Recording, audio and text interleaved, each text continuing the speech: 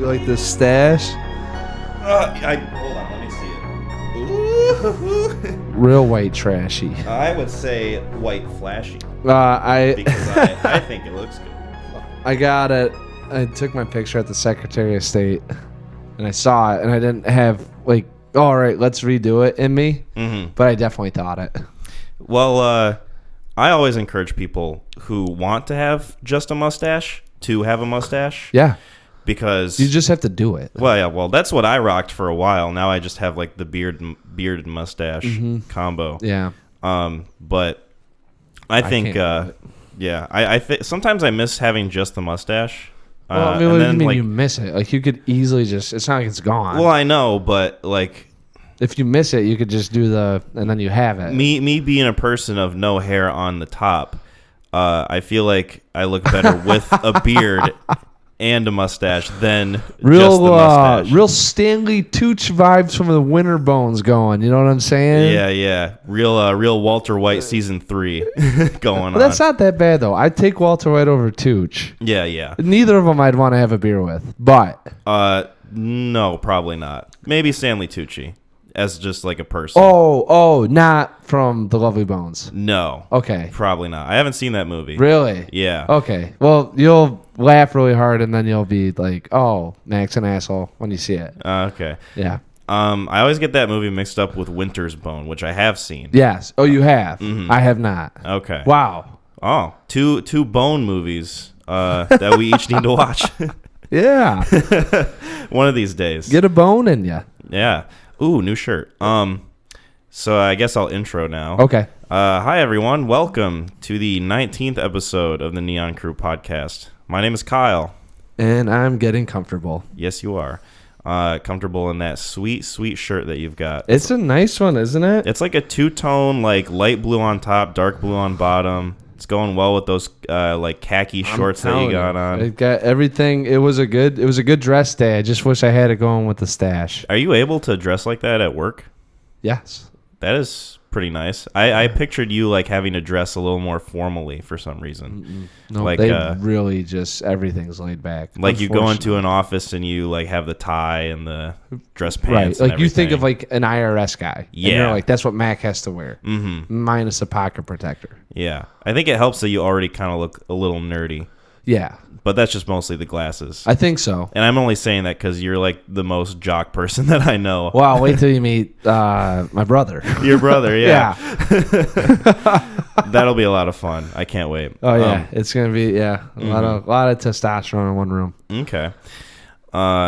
It's gonna be you and your brother, so it's probably just gonna be the two of you talking to each other for the most part. It really will just be, and hopefully no arguments, flare up or anything gets brought up. If they do, though, good content. Oh, yeah, hell yeah. I'm excited.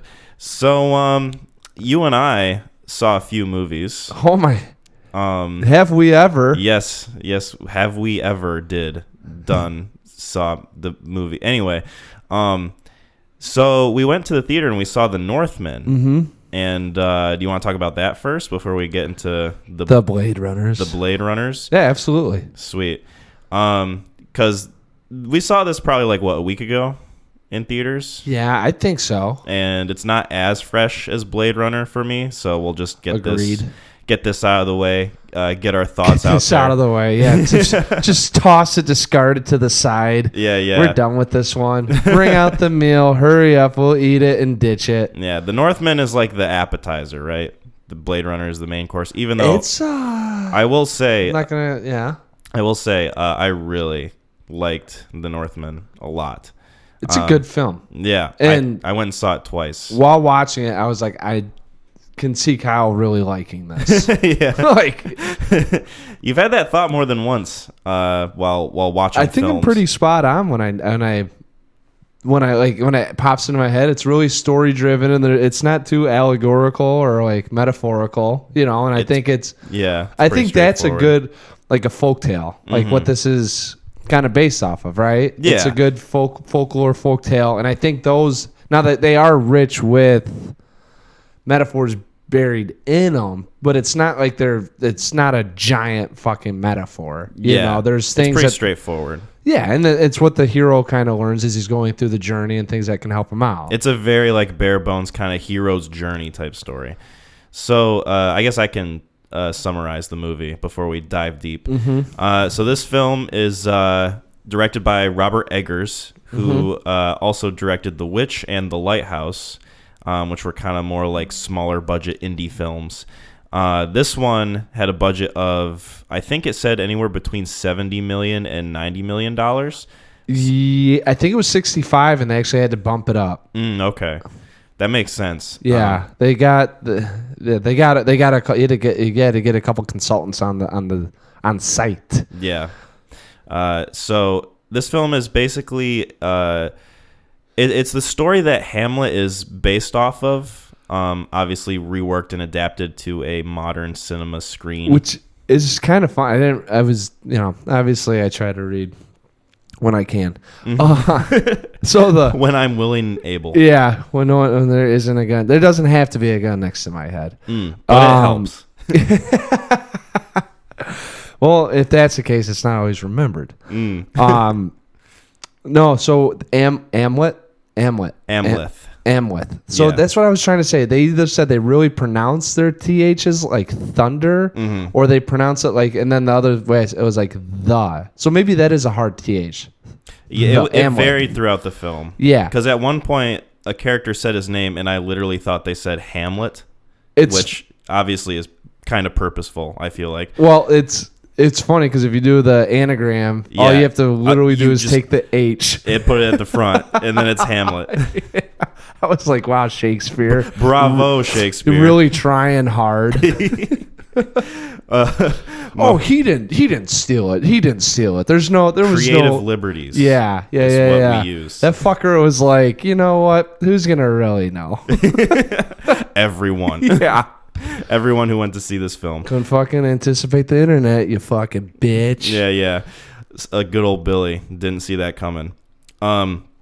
So this film is a very like Viking heavy aesthetic film set in, I think, what was it, like 914? It was like 874. It was like 895 AD, I think, was like the opening year. Was it after? Before? After death. It was after death. It was AD.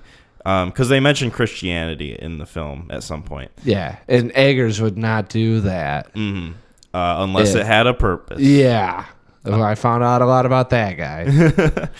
So this film is about a character named Amleth, who as a boy, his father reigns king over their land of the Vikings, and it's basically kind of like a Hamlet story where his father is murdered by his uncle, and then he has to go into hiding, and then years later when Amleth grows up and is an adult, he finds out where his uncle is, and he sets out to Vienna. Yes, he sets out to save his mother and kill his father's murderer, pretty much. Vienna. So yeah, that's pretty much the plot. Like I said, it's very straightforward, very simple, kind of revenge story, which I think is a big reason why I like this film. Really? Yeah. Revenge aspect. I'm a sucker for it. I think so. I was about to to say, I'm looking at a poster right now that has that feel. Yeah, the John Wick Chapter 3 poster. Yeah. I got that for free. I don't know if I ever told you that story. I knew someone whose friend worked at a movie theater, and this person knew that I liked John Wick a lot. And so he was like, hey, man, I have a friend who works at a movie theater. He said he can give me a John Wick poster to give you. I'm like, I'm not going to say no. So, yeah, that'd be disrespect or not courteous. Yeah. Hiding out on me. Jeez. But it's a legit movie theater sized poster. Like it's pretty big, I would say. How big would you say that is? Like 4 feet? Pretty big. In height? Yeah. 4 feet, like 2.5 feet wide. I know. I'm looking at his eyes when I stand up. Yeah. It's a big boy. It's a big one. Yeah. It's not like a magazine poster that you had to like unfold and rip out of the pages, you know. Should be cool, but yeah. No, it looks good. Yeah. Colorful. Very. So yeah, I'm a sucker for revenge films. John Wick, The Revenant, Oldboy, and now this movie. So what did you think of this film? Well, are we already doing the grades? I thought we were going to talk about it. Well, we are talking about it. I'm just asking like whether you liked it or not. Whether you fancied it. Yeah. We'll do positives and negatives. Okay. Yes, I did. I appreciated this film quite a bit. Have you seen Robert Eggers' other films? I've seen The Witch. Okay. Which I like I said, The Lighthouse is on something. I've seen it. It's like Hulu or Netflix right now. I think it's on Prime. Or at least it was. It might be on Prime, but it's on something that I can access. Okay. So, because it keeps popping up, and I think it's Hulu. Gotcha. I saw The Witch. I think The Witch I'd have to rewatch again. Anna Taylor-Joy, shout out. Mm-hmm. Yeah, so I know that he dabbles a little bit in his natural environments, and really he likes to be authentic. One of the things I read today was that if he makes a movie, it will not be titled a movie, but a film. It is a film, and there's a reason why it's crafted as such. Yes. So no, I shouldn't say loved. I really liked the authenticity. Just reading about it today and going through some of the stuff that he put in there and made sure that he had like little notes or like his ode to what was going on. Yeah, for that aspect, it was fantastic. It's beautifully shot. It's a very gorgeous film. I think that's a very consistent quality throughout. Oh my God, all three of his films. Because I've watched both The Witch and The Lighthouse. The Lighthouse is probably my favorite out of the three still. This would probably take second place for me, and then The Witch would probably be my third favorite. But they're all consistently good in my opinion. Right. So yeah. The style of filmmaking, the cinematography, I think is like super consistently good. I think in this film in particular, you can kind of tell that it's a higher budget film. There's a lot more effects and there's a lot more changes of scenery. You know, The Witch and The Lighthouse, they take place in one central location, whereas this film sees the characters going through all sorts of different terrain. Yeah, there's definitely more scenarios in different places that they're involved with, and just to have the production value the way it is. I mean, it was, you know, I mean, in terms of the style, the clothing that the slaves were wearing, that the guys were wearing. I mean, just changes of islands and. Yeah, not just in terms of cinematography, but yeah, costume design too. Oh my God, dude! I mean, everything. Yeah. Like even, I mean, he had to climb up on like some freaking straw huts. Yeah, just the design of just the time period that it was in. I really enjoyed it. That was very striking. And also another quality too about his films that's pretty common is the language that he uses. Well, yeah, pretty much for this movie especially, but I don't know if I could do their accent. It's basically so I'll get to it. Yeah.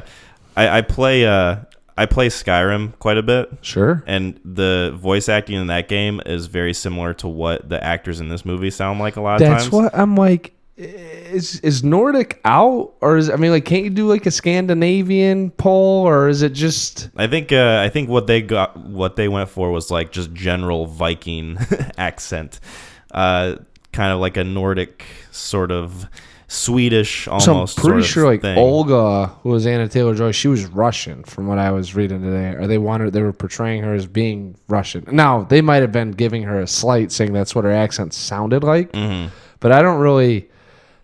I'm not gonna. Yeah, we'll get to it. We won't speculate. But so this movie and his previous two films were very heavy on sort of like that almost authentic language aspect, where The Witch was in very like old English, and you had a hard time understanding what they were saying.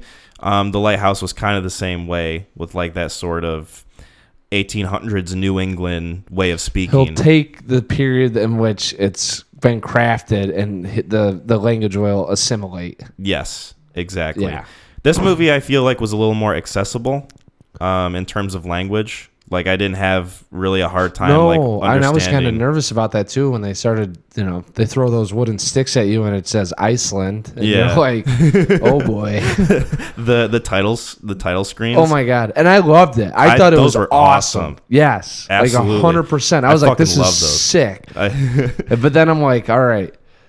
how thick are we going with these accents? Because I don't have subtitles. Right. Yeah. Like, exactly. I'm a subtitle bitch. I need them. And all I was like thinking, I was like, when we get going on that, I was like, I'm gonna get lost. This is gonna be like Train Spotting all over again. I'm gonna just pay fucking $24 here, and it's just like I'm not gonna understand what they're talking about. Yeah, it's not the case. Gonna be a tough time, but it really wasn't for me. I really didn't have an issue understanding them. Actually, I think the only hard time I had understanding were the names.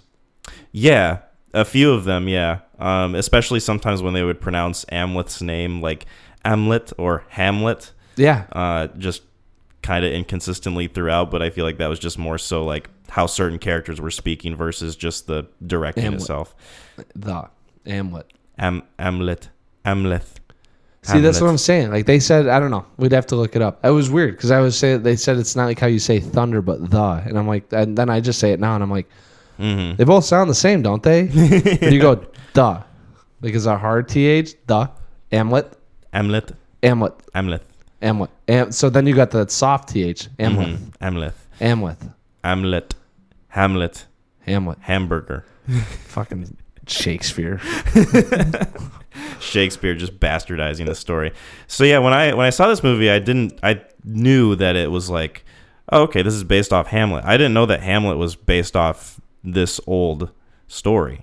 Like this old Viking story. I think it's called like, is it called like Amleth the Prince? Or it was some.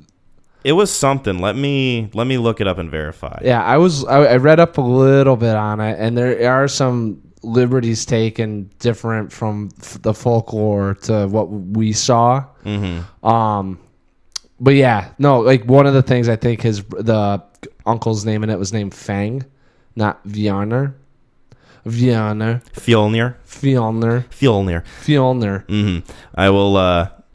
I will avenge you, father. I will save you, mother. I will kill you, Fjolnir. I love it. It's such a... Yeah, it is a very, very folklore-y type of thing, yes. Just to repeat. So, oh, dang. I clicked the legend link on the Wikipedia because I thought it would bring me to the actual legend. Brought you to the Wikipedia legend link? It brought me to the definition of what legend is on Wikipedia. Dope, dude. Yes. What do you got for us? My name dropping in there? Oh, damn. Okay, here we go. Amleth. So there's Saxo's version. Grammaticus. Right? It's Gervendil. Okay, never mind. That's one of the names of the characters. Yeah. I think it just says it's Saxo's version. Yeah. So it might just be. I think it might just be called Amleth. And then there's one called the Chronican Lethrens, which came out after that. And then there are Icelandic versions, which I think kind of like were inspired by like Beowulf or something like that. Cool. So yeah, very folklore-y type of movie, and it shows in like the story and the production and just like the whole like mythos behind everything, like the way he has to find the sword and. Love that. That's actually my favorite scene. That is a really good scene. Yeah.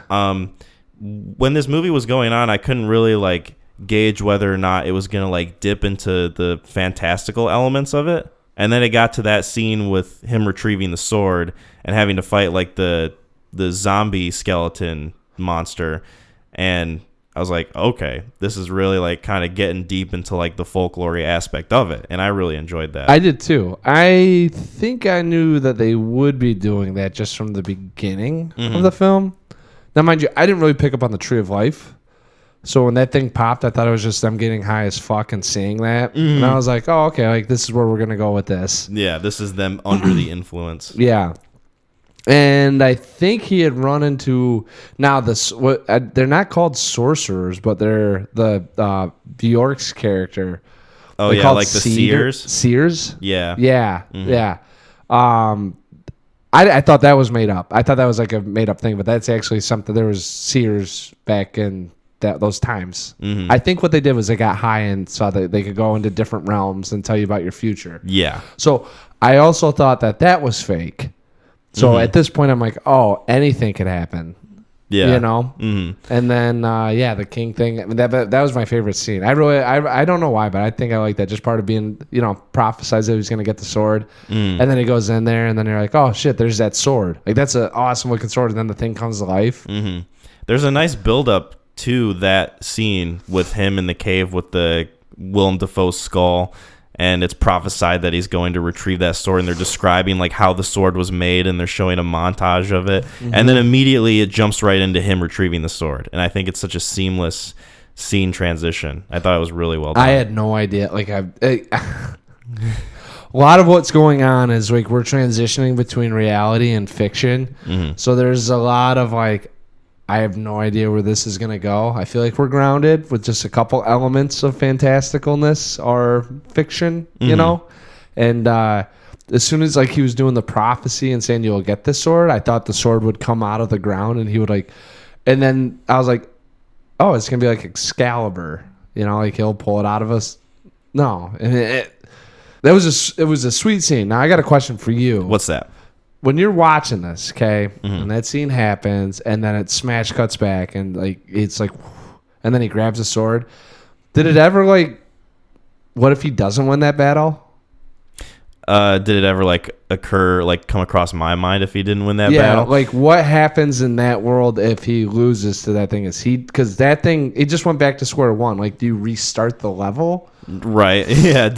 Does he get a reset? Yeah. I don't know. Maybe it's I think it's like a prophecy sort of thing, right? Because like it's prophesied that he will use that sword and exact his revenge and make it to Valhalla or whatever they called it. It was like, well, it wasn't Valhalla. It was like a slight variation. Yeah. I was like, because I kept wanting to say Valhalla, and like they were not saying that. It was like Valhalla. Yeah, I think that something. Yeah. So it's kind of like a prophecy thing. So I don't even know if he would have been able to not retrieve that sword. Because it was foretold. Oh, you're saying it's like it's gonna happen. Yeah, and we just get to see it. See, I kind of like that. I mean, it's a little bit. Though I like those elements. Yeah, it makes the story a little smoother too. I'm not thinking about that at all because I'm just like anytime I watch something, I'm like, all right, if I lived in this world, what would be going on? So it's not like he is gonna get it. It's oh man, it just went back to square one. Like, what happens if he doesn't win that battle? Like, does he switch spots with the skeleton? Yeah, that would be an interesting sort of question to ponder. Yeah. But I feel like it could have like reset maybe if he would have fell in battle against that. If you say it like that too, if it was prophesized that he does get it, you'd have to imagine that if he does lose, it'd just be kind of like a Groundhog's Day gig, right? Because he does have to get that thing. Yeah, it all of a sudden becomes a comedy. It's just him running from the skeleton to the Benny Hill skit. The sword falls down, he picks it up, the thing grabs it, he pulls the sheath, the guy gets a sword, he holds it up, the skeleton holds it up, he starts chasing him with the sheath. Yeah. The skeleton is just Skeletor from He-Man. Yeah. He kind of looks like He-Man a little bit in this movie. A little bit, yeah. If he had shaved his face. But I really liked the acting in this film too. I thought pretty much everybody was. Yeah. Leo, did you have an issue? You have an issue, mate. You have an issue, mate. I had an issue with the accents. Like I'm not. Okay, they kind of took you out of it a little bit. So worst thing in the world for me, but like if you're gonna do it, you gotta get it right. And I can't be thinking about. How long did he have to learn how to do this accent, or why did they go with this liberty, or why couldn't they find someone else to do this accent? Like, just because you got the guy to play the role doesn't mean you have to just bastardize everything else to make it work. Like, that's not how it should go, especially with a guy that's so fucking authentic. Like, you want it to be right. Everything else is right. Why does he not sound fucking Nordic? I think that's like a product of like them speaking English too, like for pretty much all the movie.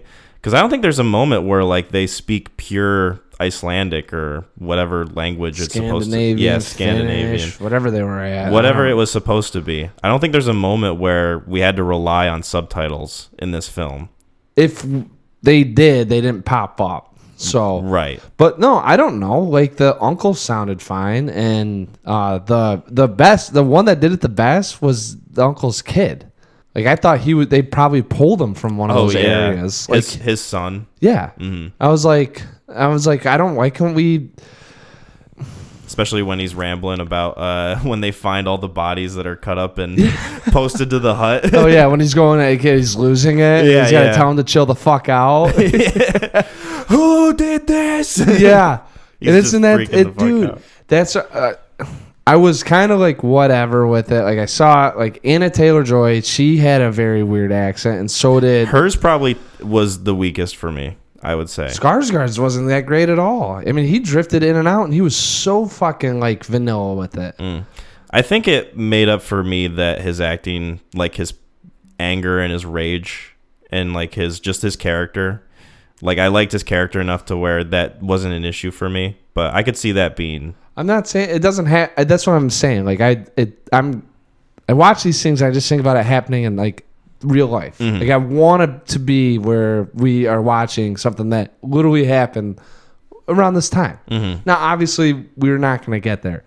But if you're going to do the accent and you want to make it so goddamn credible and authentic, you can't pick the guy that's on the film the longest amount of time and have it be the worst accent. Which is weird because he's Alexander Skarsgård, so isn't he Swedish already? He is from, yeah.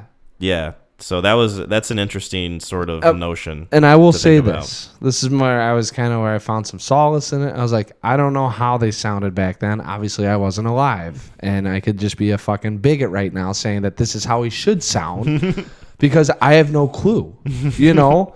All I know is that what I heard was like what I hear from him when he's in True Blood or when he's in, Big Little Lies. Like, it's the same guy. Yeah. Like, that's...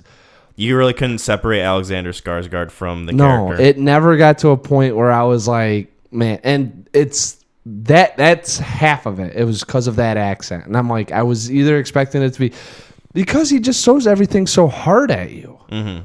Like the subtitles come up. They got all the music in this. I don't know who did the score, but dude, like they got drums beating. I mean, it's primal, it's primitive. They got like people screaming. They got the foghorns going. Like you definitely feel it was like embedded in that culture. Yeah, it was very authentic. Yeah, and then he comes in and it's like, oh, that's the guy from True Blood talking at me. Like, wow. Like we couldn't have gotten someone that like had or just buried it, made it a little thicker. Like I don't care if it gets worse where you can't understand it. Mm-hmm. Make it a little thicker. Yeah. I can see your point, definitely. And it doesn't help when you're trying to do an accent and you're screaming because you're going to break into your normal... It's so hard to hold that tone unless it's your actual kind of dialect or, know.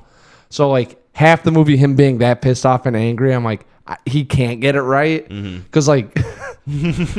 because it's just pure passion. Like his true self is going to come through. Dude, like in Django Unchained, Leonardo, when he gets going, he drops the southern accent when he starts screaming. Oh, yeah. He just sounds like Leo screaming. Yeah, that's when I was like, oh, yeah, it's really hard to hold that dialect because like you're not in that normal tone that you consistently practice in. Yeah. So you don't know when you elevate your pitch or your tone with, how that's going to change on that, Yeah, is the character coming out or is it the actor giving a performance? Yeah. I can definitely see your point there for sure. Yeah. So that was my only beef. Other than that, I did like the acting. I mean, I thought it was really, from when I wasn't thinking about that, it was really good. I really liked the uncle, the main villain. I think he was one of my favorite performances in this movie. Fjolnir. I thought he looked the part. I thought he fit the character really well. I liked his voice. He was kind of like. He was very masculine, but he was also kind of like a subtle, kind of more reserved character until it gets towards the end and he starts losing everything. Mm-hmm. I'm almost wondering if they did this on purpose, but he reminded me a lot of Scar from The Lion King. Yeah, I could see that. Yeah, especially with like the dark long hair and like he was skinnier a little bit. He was like a little smaller than his brother. Well, a little bit. I don't know. They didn't really get a whole chance to size us up next to Ethan Hawke. Right, and it doesn't help that really the only other scene that they're together is Ethan Hawke is on the ground on his knees and about to die. Now? Oh. Sorry, come again? In the famous words of Ethan Hawke? This is a whole different type of movie now. Yeah. Apple, watch out. No wonder Amleth ran away after what he saw. That's only in the first 5 minutes, ladies and germs. It's a Robert Eggers film. Get ready. Yeah. There's a lot going on. No, I think the only other time he kisses the ring. Mm-hmm. He does the ring kiss, but I think he's also got like 3 layers of bear on him. Yeah, it's snowing outside, so they got like a shit ton of fur on. Yeah. So they all look kind of beefy.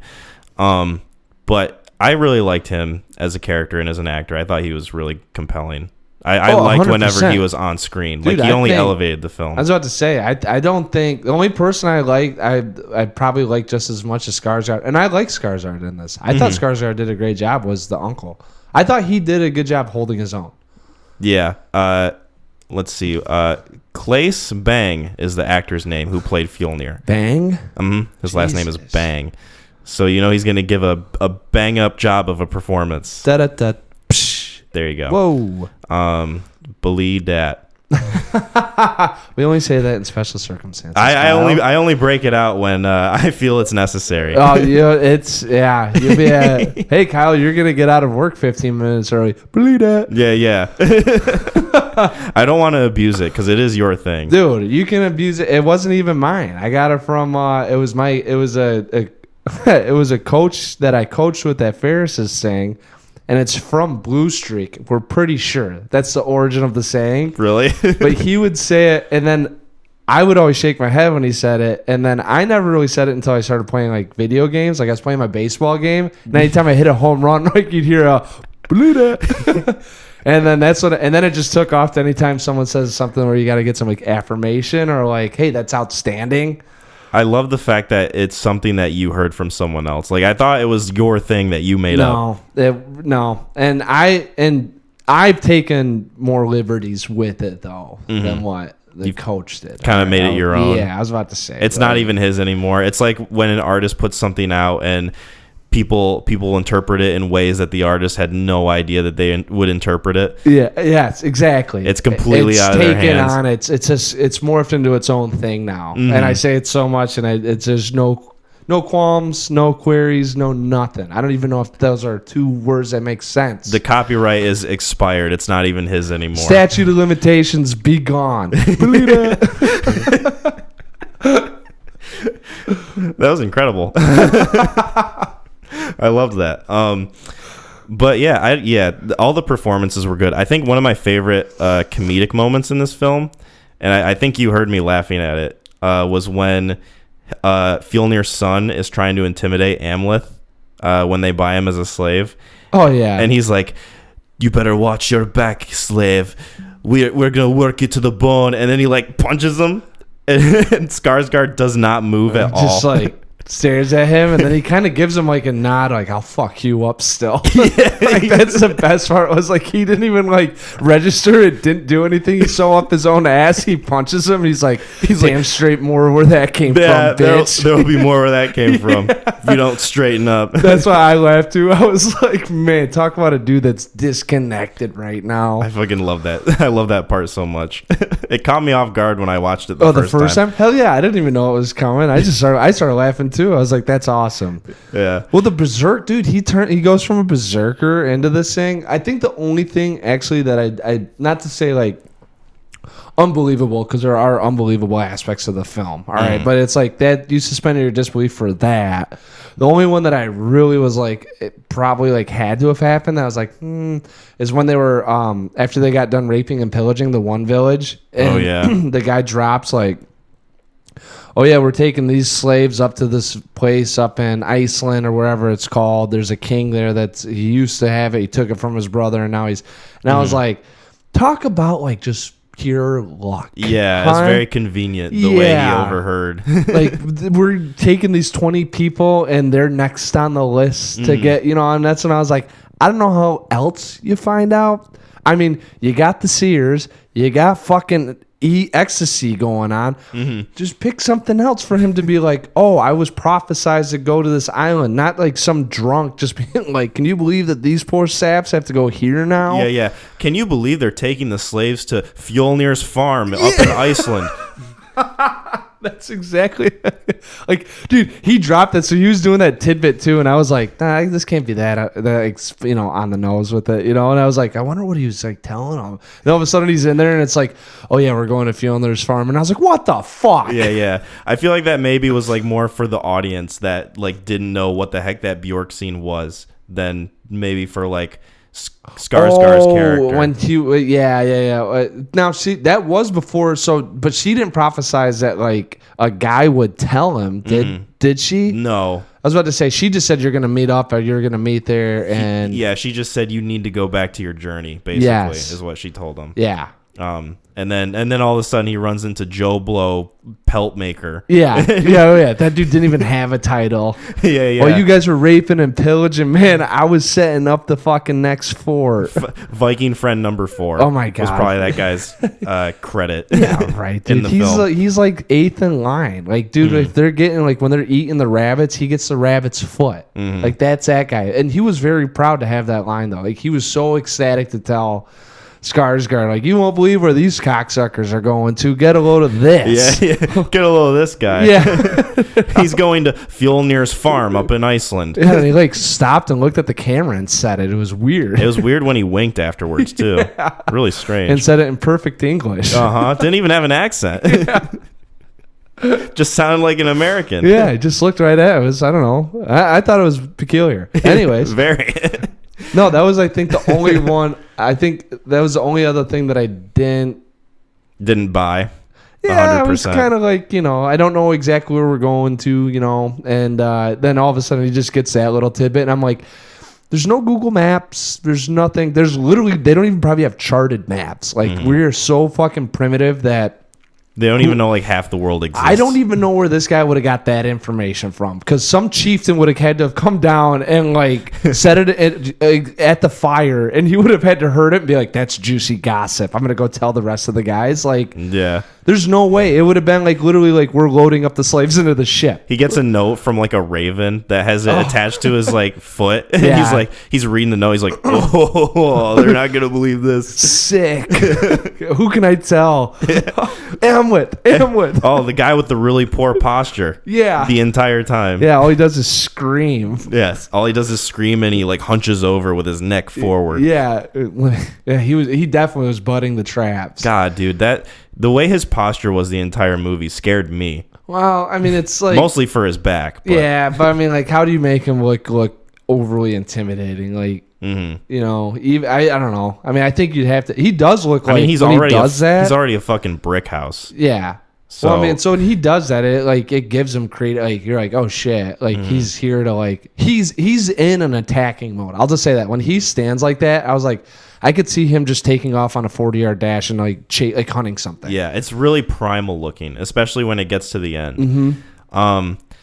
Let's talk about the end a little bit. What did you think of that last like sort of volcano naked dude on dude fight? I loved it. I'm not gonna lie. I mean, that was some great dude on dude action. It really was. So the way the film ends is they're both naked at the gates of hell. They say. Yeah. They're just standing there with their dicks out, basically. Although it's shadowed, so you can't really see them. Yeah. But they've got their shields. CGI and they've got their swords. Cocks too, by the way. Oh, was that Willem Dafoe? No, that was like whatever I read that they if you happen to see anything they did. Oh, okay. They did CGI that. I didn't really get a good look at him, and I was looking for him. But, yeah. That's what I'm saying. Like, I don't know if like you have to put like a green piece over your piece. Probably. You think so? I'm sure. Yeah, they probably had to like put a green screen. Like, why do you? Oh, maybe because they didn't want to fight. They didn't want to actually fight naked. Yeah. So maybe that's why it's like CGI'd. Yeah, and it would be kind of unnecessary. Yeah. You know? Well, wait till you see Eastern Promises. Oh, okay. I'm excited and scared at the same time. But yeah, I really like that scene too. It was very reminiscent of, again, I'm going to go back to The Lion King, like that last sort of mountain fire fight that Simba and Scar have at the end. It's weird that there's two pulls from The Lion King. Yeah, I couldn't think of a more contrasting film. Yeah. One of them is very like kid appropriate, and then the other one is Lion King. This would be really funny, like if you did like swap the DVDs. Oh, and yeah. you're gonna show like a 7-year-old what it means to to go on a journey. Yeah. It'd be like a good like a growing up like, all right, here's reality double feature. Oh God. Yeah. You show them Lion King first, and they get all safe and secure. Yeah, and then this is really what they're portraying. And then it's like, all right, now it's time for the real Lion King. Yeah. Then you put like that in. If one of these fucking hyenas messed with you. All of a sudden, you see Willem Dafoe's giant dick just pop out. Was he naked in that thing? I think that's what it was, because he was like a jester in that scene, and he was like messing around with Fjolnir, and he's like, oh, the queen's cup poureth more for her brother-in-law than her husband. I didn't notice that. I didn't know if he like whipped anything out or anything. Yeah, it was very quick. Yeah, but he definitely like whipped something out and gave it a good old slap-a-rooney. Yeah. Yeah, I do remember. I mean, I don't know. I thought it was. Yeah, I guess maybe it was a penis. It was quick, and it was dark. So you couldn't really like tell exactly. No, I thought you were talking about like when they were like in the cave.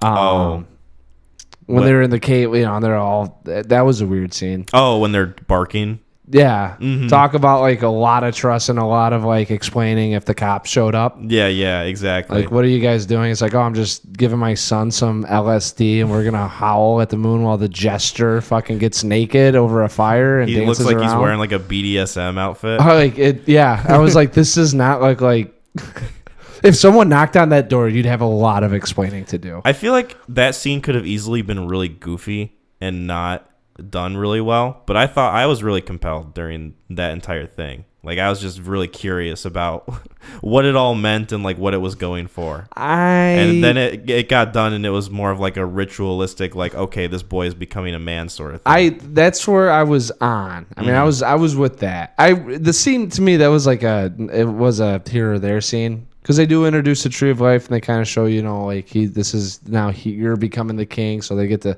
Your bloodlines, it's getting transported. Yeah. And they go through some of that, and then, and it was kind of funny. I mean, they had to break it up a little bit, because I'm sure Robert Eggers, when he was filming it, was like, boy, this is going in the wrong direction. Yeah. Prove it to us that you're still a man, So, like, I think that was in there for comedic purposes, because honestly, like, it's like. They did squeeze a fart in there. Yeah. Mm-hmm. Yeah, and a burp. Yeah. Second fart joke in a Robert Eggers movie. Really? Because there's one in the lighthouse, too. Whoa. Hold on now. I haven't seen it, so let's not go ruining fart jokes. Oh, but you'll appreciate it when it pops up. All right. When you eventually see it. What did you think of Nicole Kidman? She always scares me whenever I watch a movie with her. Like, she's one of those people that if I saw her in real life, I'd be kind of scared. I was when she. No, I don't know. I had a. So they don't give you ages, so you know that he leaves when he's 11, but you don't know when he comes back. So I was trying to figure out how old she would be, and then I was trying to remember how old she looked when we first saw her versus where we're seeing her at now. And then I had like a how old is Nicole Kidman in real life kind of thought process, and like, is that plastic surgery on her face? So she wasn't like neither here nor there.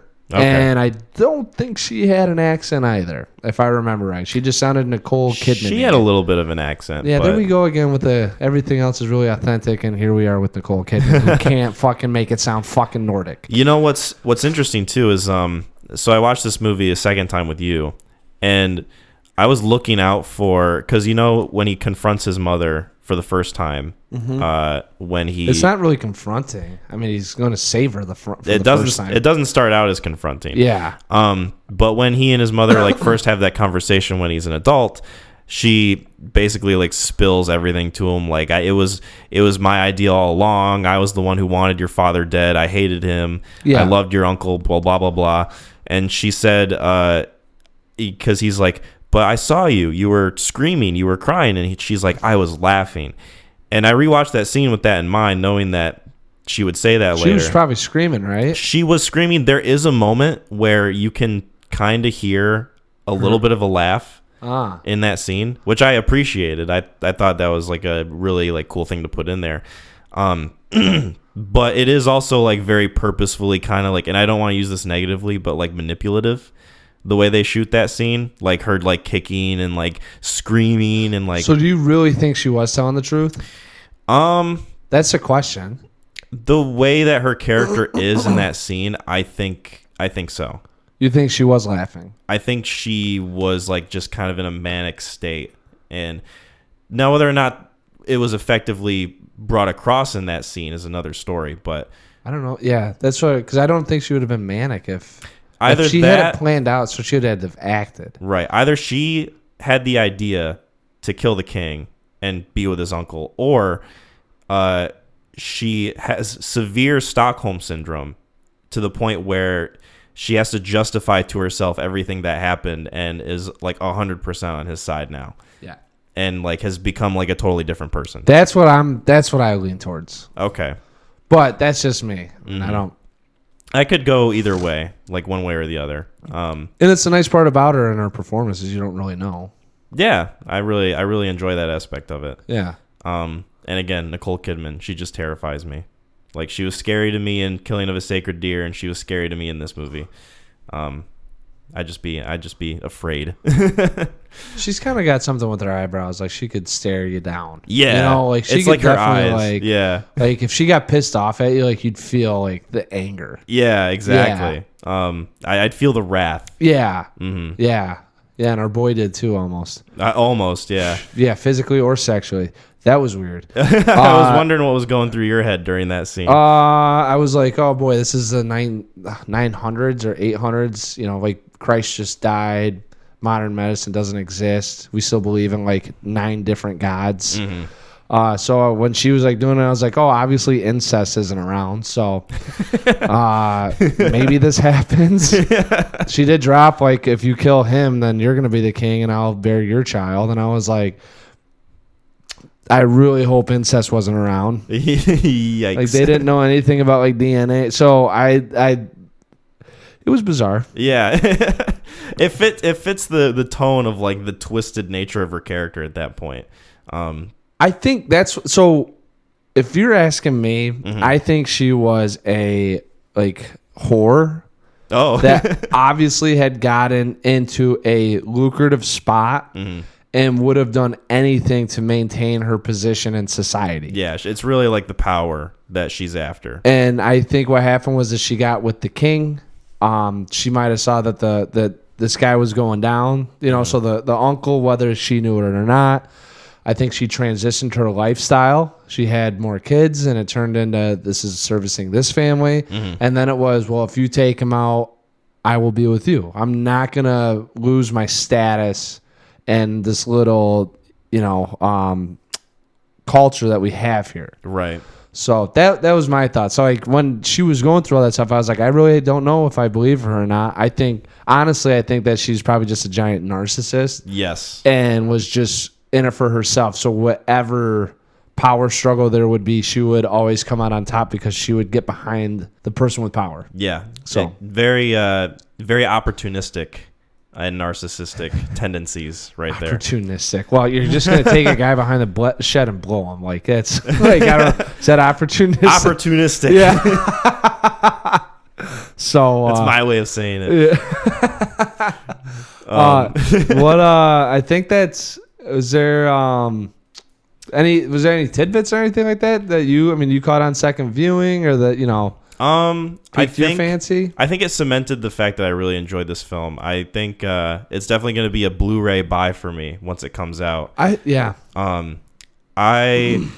definitely like this more than The Witch. I don't like it as much as The Lighthouse. There are some things with it that did kind of like feel a little too, I don't want to say studio-ish, but I heard that there was like some studio interference with this film. And I'm wondering like what parts of it specifically, right. Like maybe that scene where the guy is saying, oh, hey, I heard Fjolnir is up this or way. Oh. Maybe that was like a studio thing. Yeah. And then. Because he can't just be prophesized to get on the ship and follow the slaves. Like, who the hell's going to know that he got on the right ship? Yeah, yeah. I thought, as much as I like Anya Taylor-Joy, I thought her performance, while it wasn't weak, I definitely thought that it didn't match up to most of the others in this film. She had a very peculiar role in this whole scenario, like this whole. So I mean, I can't knock her for where she was at. Yeah. And so like I you know. And then there was the aspect of like her getting pregnant, and then the seer basically telling him there will come a day where you'll have to choose between kindness for your kin and hatred for your enemy. And then he's like the day will come where I have to choose, and I choose both. And then he hops off the boat and swims away. I was like, okay, that's a little too convenient. It kind of seems. I still think he did not choose both. I think he chose one. Right. Like I don't know how he got both out of that. Right. He kind of justified it to himself. Yeah, like that's when he goes, "I'll do both," and then he jumps out, and I was like, "Is this really both?" Like, yeah. It's still the choice, right? Really, dude found out he was going to be a dad and bounced at the moment go. I think when that actually happened, I was talking to Chester or something. I go, another single mom in this world. Yeah. Like that was my first thought. That was my first thought too when I saw this. Yeah. So yeah, that I wasn't like too, I wasn't like grasping at too much, I guess. Yeah. But other than that, I really enjoyed this film. I thought it was really strong. I'm definitely glad I saw it in theaters. 100%. This is one. I mean, unless you got like a 68-inch TV or something, you know, with a nice little sound system. Like this is one that you want to check out in theaters. Yeah, 100%. Absolutely. Do you want to get into ratings?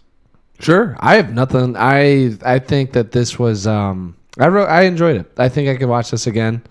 Probably take a little bit more away. I mean, just some of the aspects from it.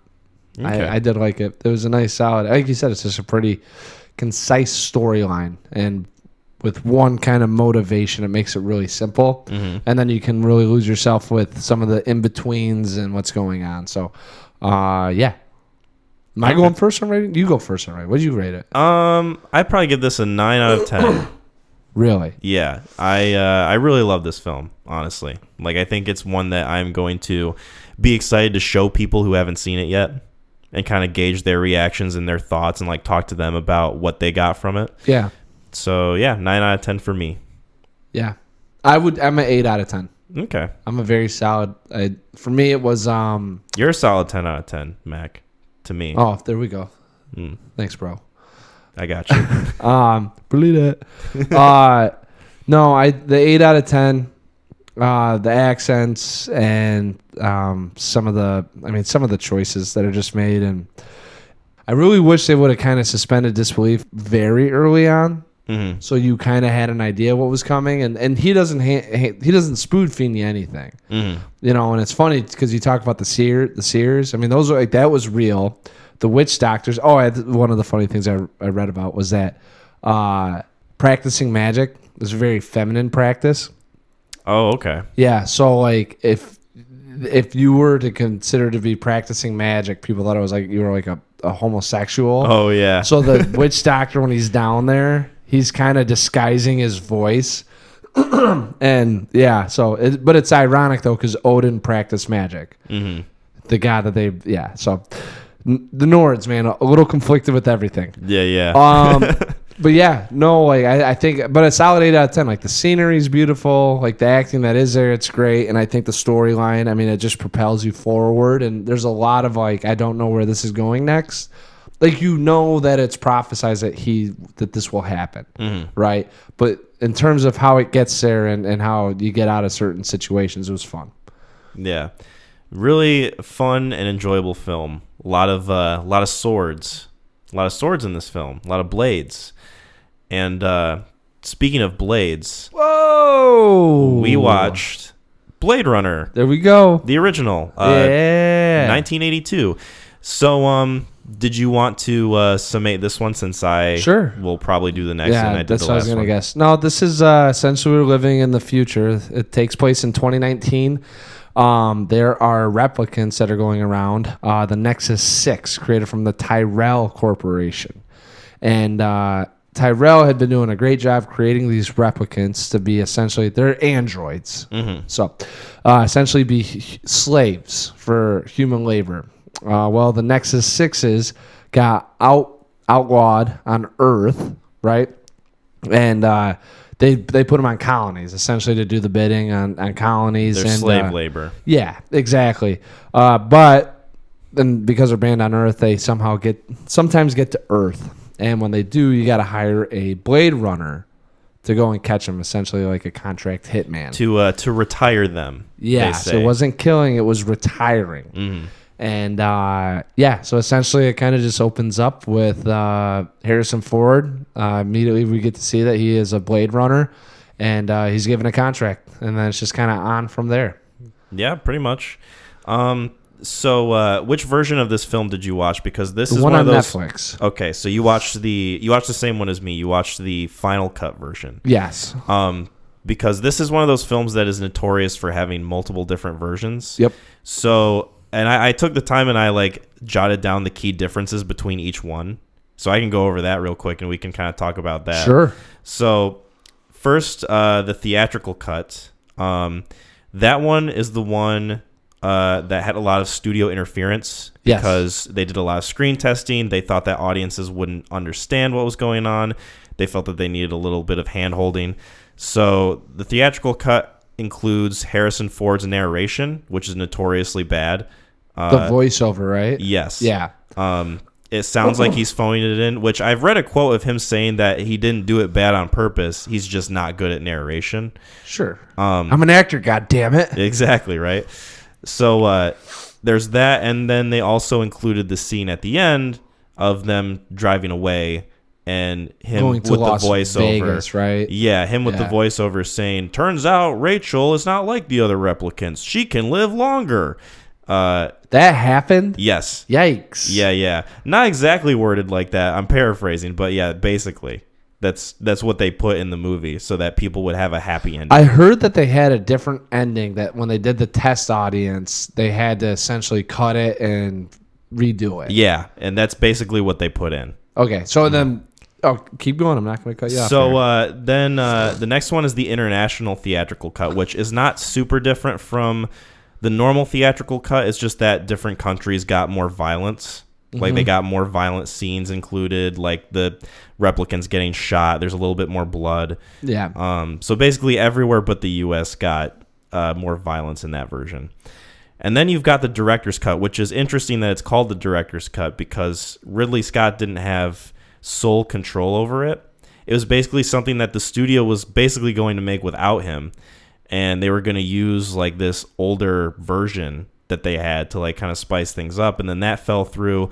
There was a bunch of like lawsuit stuff happening with Ridley Scott, and at a certain point, I think in 1991, he and Warner Brothers, I think, managed to like work together on it to create the director's cut. So right. That version, they removed the narration. They included the unicorn dream scene that Deckard has in the film. Yep. And then they removed the whole like happy ending thing. Right. They kind of ended it ambiguously. Mm-hmm. They end it with him and Rachel getting on the elevator. Yeah. And then the credits roll. Doesn't he kind of like wake her up and then... Yep. He enters the apartment and he doesn't know like whether or not she's dead.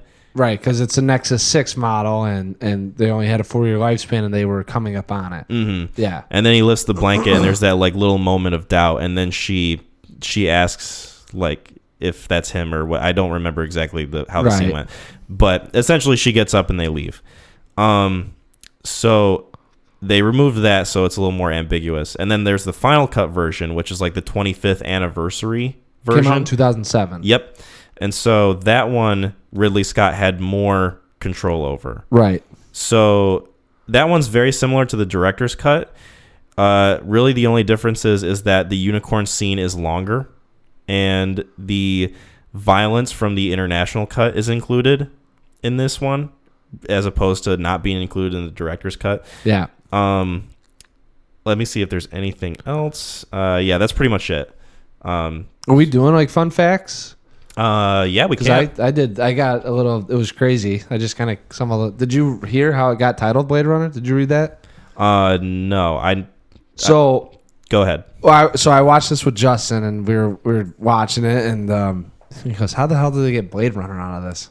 I'm like, "I don't know." He goes, "This is based on a book." Mm-hmm. I was like, "I don't know." you know? Yeah. So he goes and he types in Justin, good friend of the pod. Shout out. Twitter handle. I met Justin when we watched The Northman. Yeah. Nice fellow. Good bloke. Yeah. Yeah. Yes. Hopefully I'll see you again soon. Give you a big old smooch. Mwah. Yeah. Not in his dreams. Real life. Yeah. Well, I was thinking more of like the As Northman. you sleep. Riding a unicorn. Daydreaming about a unicorn.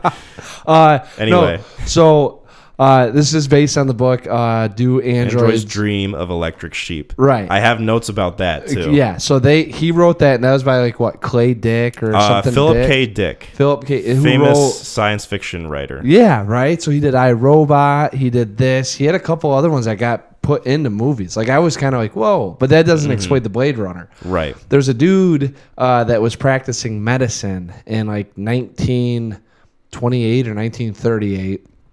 And he would write, and while he practiced medicine, he would write sci-fi novels. Ooh, right. Okay. He eventually wrote one that was just called Blade Runner. All right. And what it was is there's this guy named Billy and Doc. All right. And they lived in this futuristic world where healthcare was universal. Mm-hmm. But if you wanted to get treated or get help, you'd have to get sterilized.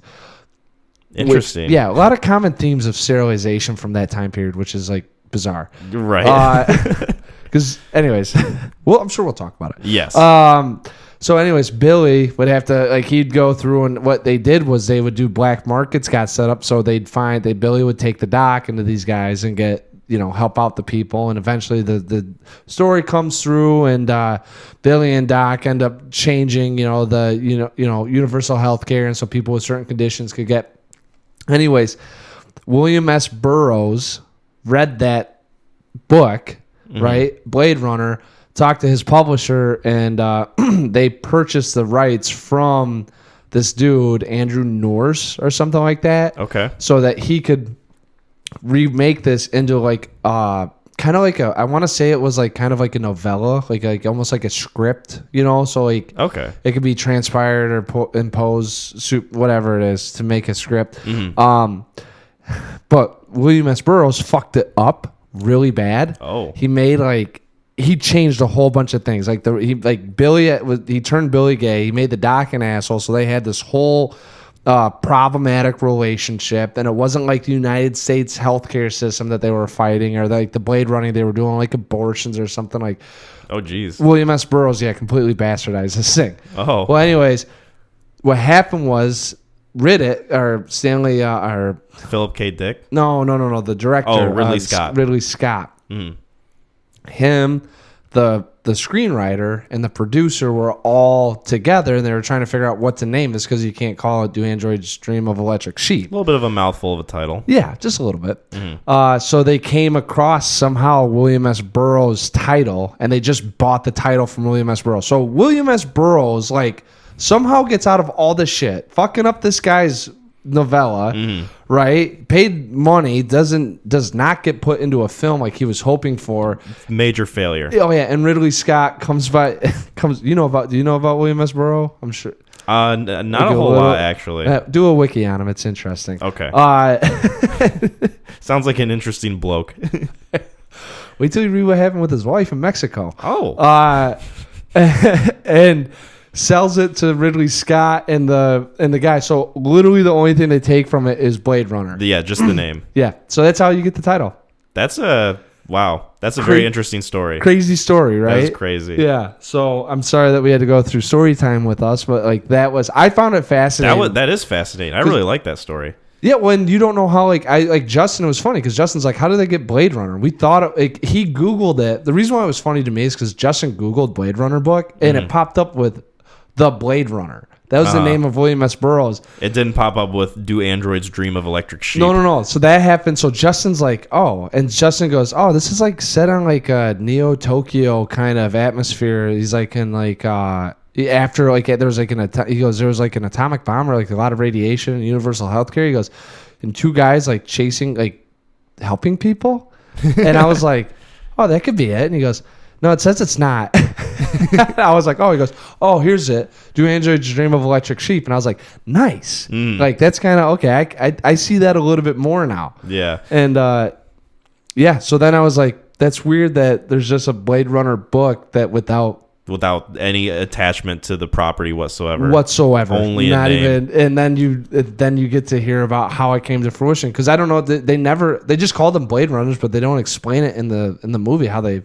So yeah, the last little tidbit. Okay.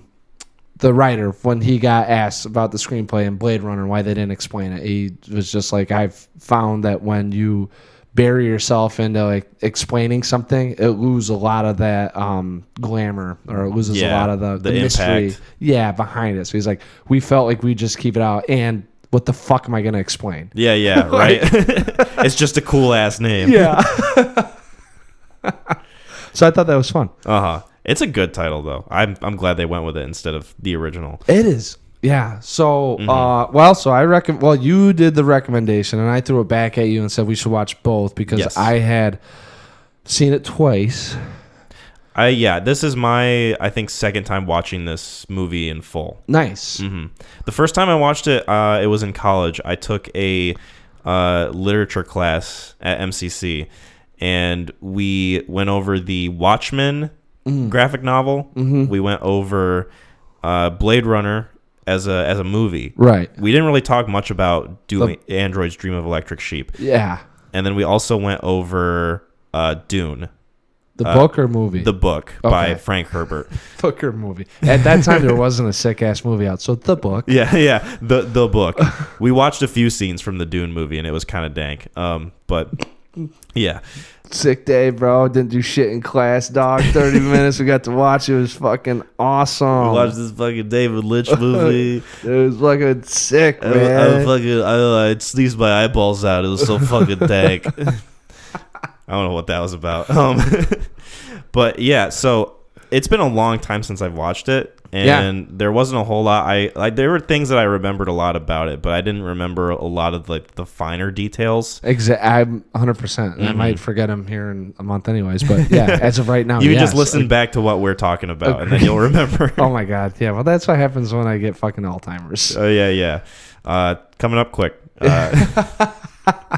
But so when I watched this again, I was able to like get more from it and like think about it in a more critical way, because when I first watched it I was like, oh, okay, cool sci-fi movie, I guess. It's old, came out in 1982, but I watched this again, and the themes are strong, they still hold up. It's a world that you can like easily get lost in. The music is really good. Oh my god, dude, it's the second time I've heard that score too. I was like trying to, and I don't know if it was like deja vu, but they'd be like the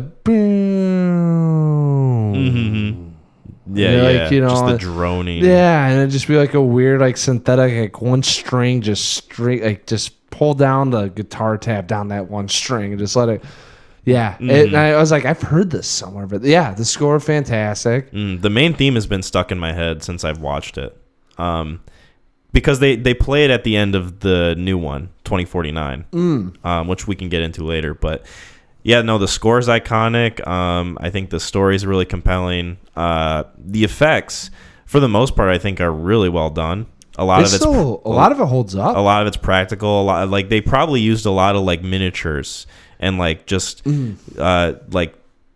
foot tall structures, or however it's done, because miniatures are always going to look better than any like CGI whatever. Well, if you can do it right and film it correctly. Absolutely, if you know what you're doing. If you know what you're doing. Anyway, college reference? What reference was that? I was trying to make a Dune reference. Dune. Yeah, not my finest hour. That's all right. Yeah, thank you. But this movie, like, it still holds up, and there's a reason why it's like kind of it became like a cult classic, because when it came out, it wasn't really successful, right? Like, this was kind of a box office failure. I don't really know. I didn't pop into that world with it. Like, I didn't. Because from ever since I can remember, it's been popular. So it never was like, me too, yeah. Like The Big Lebowski. Like, if someone's like, it flopped in theaters, I'd be like, really? Yeah. Like, I don't. It's a fantastic movie. So It could have. I mean, did you look it up, or is it just kind of like what you were reading a little bit? I think I heard somewhere. I can look it up right now, but I heard somewhere that it was similar to 2049 in that it really didn't meet box office expectations. Feel like, and I can see that this is a little too heady for the casual moviegoer that wants to see, some guy fucking a robot. Mm-hmm. So it made a little bit over. So it had a budget of $30 million and it made $41.6 million. Mm-hmm. So not the worst, but definitely not what they were hoping for. 100%. Mm-hmm. I mean, that's not a great return. No. So yeah, but like you said before, you and I were never around to see like it fall flat on its face. Like we only know about like the legacy of it and the cult following that it has in terms of like being a movie status. So what do you think of this movie overall, McClain? I enjoyed it. I enjoyed it a lot more now that I knew what was going on and I paid attention. Mm-hmm. This was kind of like one of those things I was like, man, I can't believe this has taken me 3 times to fucking pick up on this shit. Yeah. Like that's going to be one when I get up to the pearly gates and God shows me wasted time. He's like, the first time you watch the, Blade Runner twice. It's just like, there's 5 hours right there you'll never get back. Yeah. And he'll attach a value to it or something, and I'm just going to cry. It's like defending your life with Albert Brooks. Yeah, that's what I'm saying. Like, it's one of those things where I'm just going to be like, never getting that back. Yeah. But no, I mean, it's a little heady. And after reading, I looked up kind of like Android's Dream of Electric Sheep. Mm-hmm. I wanted to read about that and see what Deckard was. And yeah, I did that too. Oh, you did? Mm-hmm. Yeah. It was, and it's interesting. I mean, I now see more about the 80s and with technology on the rise, the human conflict with machines and like what really separates us. Oh yeah, like them going into like the implications of just the different progress in technology that we make. Well, and I was talking. Well, not only that, but I was talking with my friend, and I was telling her, I was like, the big thing here was empathy. Empathy kept popping up. Like I don't know why empathy was popping up, and I was like, maybe that's what separates us because it was that and memories. Yeah. And I was like, a big thing here was that like machines don't have empathy, and then we as humans do. Obviously, I mean, like the Voigt-Klaff test or whatever the hell it was. Oh, the Voigt-Comp test. The Voigt-Comp test, yeah, it was to gauge that. But one of the funny things that they kind of do, and I now see it with Edward James Olmos as that character to kind of showing contrast to Harrison Ford, is that even humans sometimes don't have empathy. So then what really does separate us if we don't have that capability of receiving emotions. Exactly. And I'm not going to lie, this film, after watching this one, has now helped me out with any sort of fucking machine movie that I'm going to watch from the 80s. And I'm going to have such a different perspective watching it, being like, people really struggled with human behavior. Yeah. And there was something going on with like, all right, if we make an android and it's synthetic, like what's the difference between us and them? Exactly. And there's a really, and so throughout the film, I think they do a great job of proposing that. Yeah. Showing that. One of the biggest things that I took away from the first time watching it in my class was the professor asked us like, he told us, like, the question shouldn't be whether or not Deckard is a replicant. The question should be, does it matter? That's a good, yeah. Mm-hmm. And that's always stuck with me ever since. And I kept that in mind while watching this. And, yeah, it is definitely, such a, profound theme in the movie that it just resonates with me. They do a really good job of showing that. So I didn't have, because the whole time I was watching it, I was like, oh, he does care about Rachel, and he is making choices based on those feelings. Yes. So that's why the whole time I never really viewed it. But they do a really weird job in this thing where it's like the only thing that is limited is empathy. Where it's like, I don't know if they can love that they can show you that they can love. So there was like that, you get the hollowness of it all. And then it was kind of hard with Harrison Ford because it's like, well, he's making choices about things that he feels, so that makes him, but I could be mistaken. I could be off. Yeah. And by the end of it, I mean, she drops a line like, are you a replicant? And then when you really start to kind of go back and think about it, it's like, well, what choices did he make, or what was he doing that would reflect that he was or wasn't? I mean, it's all, there's a means to an end with everything that he is doing. Yeah. You know? It's more so like not about like who you are, but like just the choices you make. And that's definitely like also like another big theme in the next movie too. Yes. I noticed a lot more like eyes as windows to the soul sort of symbolism in this film. Did you see the the reflection in the eyes? Not only that, but just like the way that eyes are so important thematically in this movie. Like Tyrell as a character, like he's basically like kind of the villain of the film. Like he's somebody who has created these replicants, and he's in a position of power, so much so that like his like building like just towers over everything.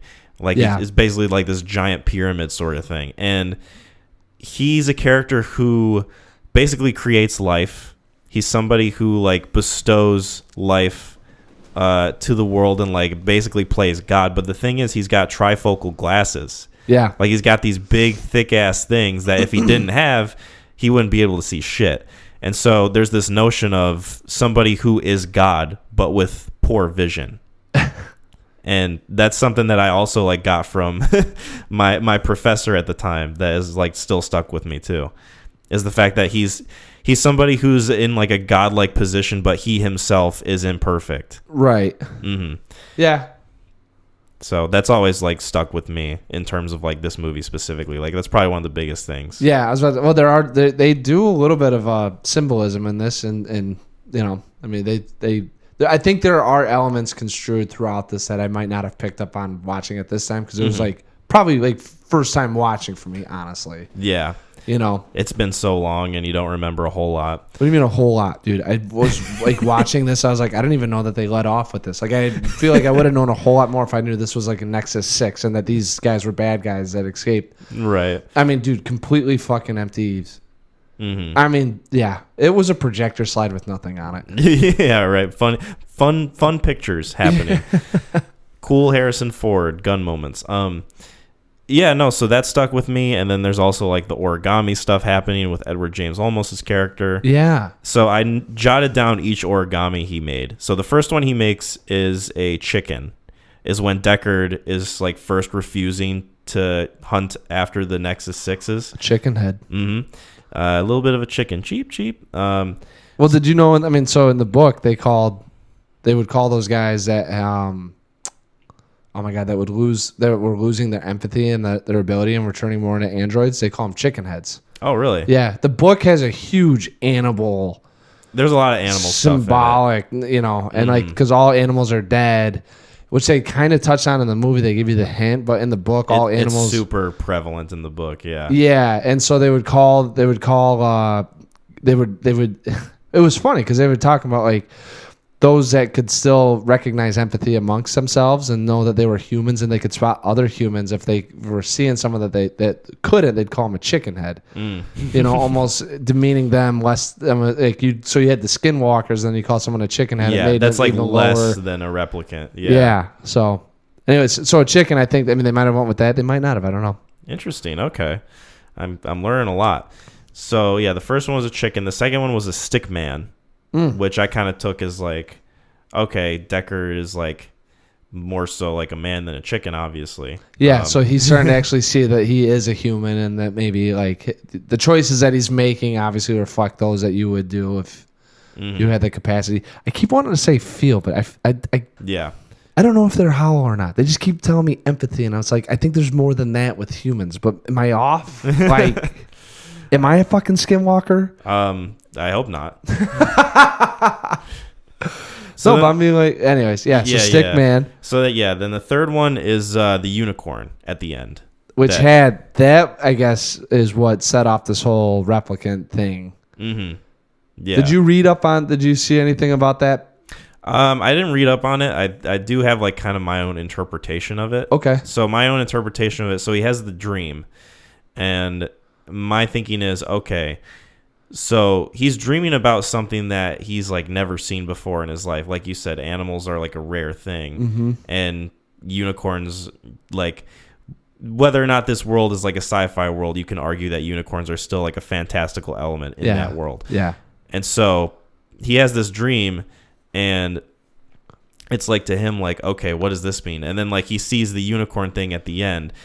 I know some people think that means that his memories are implanted, and that it's a reference to the fact that they know what his memories are. Mm-hmm. And so that's just kind of acknowledging the fact like, hey, Deckard could be a replicant. Yeah. And so that's kind of like something that I like to think that it means too. Was that what you were kind of leaning towards? Yeah. 100%. Okay. Because I saw that. I mean, he came out with the unicorn. I was like, that's kind of odd. But I wasn't really like, some of the world I didn't pick up on. Like I knew that they could transplant and because he's talking to Rachel and he says, that's not your memory. That's his 7-year-old niece's memories. Yeah, that's nothing. And that's like, she's like now learning that she is a skinwalker. Mm-hmm. But to me, it wasn't like, it was never suggested or justified that anyone could see what any android's memories were or had been transferred. And it's also sounded like she was the first one to have it happen. Mm-hmm. So the only other thing would be if Deckard was created and, you know, this was like the next wave and Edward James Olmos was there to keep tabs on him. Mm-hmm. But like, so I read that and I just was like, I could see that. I mean, it's kind of a cool thing to think about, but it was kind of conflicting with all the information I'd been given, because from everything I understood, Rachel was the next wave and she was one of one. So yeah. And it didn't sound like unless the other androids did have memories. So that's the one thing I didn't know about either, because I was like, it doesn't sound like really touch on it, older models. It doesn't. Yeah, that's what I was saying. I was like, it doesn't sound like the older models have that ability, and that was the next step in terms of harnessing. You know, like how to make them more human is the ability to give them to reflect on certain events, and maybe they would invoke something, you know. And I was like, the memory seemed to have a severe, like a very impactful significance in this, and determining if you're human or not, or dreaming, kind of being able to have that creativity, and it's like what actually constitutes as us doing it versus being handed. Yeah. I noticed there was a lot more like memory stuff in this movie than I remembered. Yeah. Going back to memory. Seriously. So that was something that I thought not only fit well with this movie, but also carried well into the next film. 100%. This film was a lot more detective noir-y than I remembered it being. Mm-hmm. And it definitely hit home with me when the music would come in sometimes and it would play the saxophone. I was like, okay, this is definitely like this is an 80s vibe. This is an 80s vibe, like detective noir style movie. Like we aren't gonna let you this guy's feeling a little low right now. Yeah. It's like whether or not this is like a sci-fi, like cyberpunk world. Yeah, we're still gonna throw this aesthetic in there. I really like it, but it definitely still has like. I remember I was watching. I was like, I told Justin, I'm like, this movie's 40 years old. Can you believe that shit? Like, yeah. I think that's like one of the only aspects of this film that like has kind of dated it for me. Yes, a little bit. Music will always have that impact, though. I think. Yeah, unless it's like super far out there and like non-specific to any sort of like time period. I was about to say, actually, well, if they would have kept the just like the droning sort of. They would have kept synthy, that. Yeah. That could have easily passed. And I think that's where my mind goes more towards that than it did the kind of, hey, Yeah, the sort of like. down on his luck. It's raining outside. He can't get a buck to get a meal. Yeah. He's got to find the next lead. Doesn't know where to go. Mm-hmm.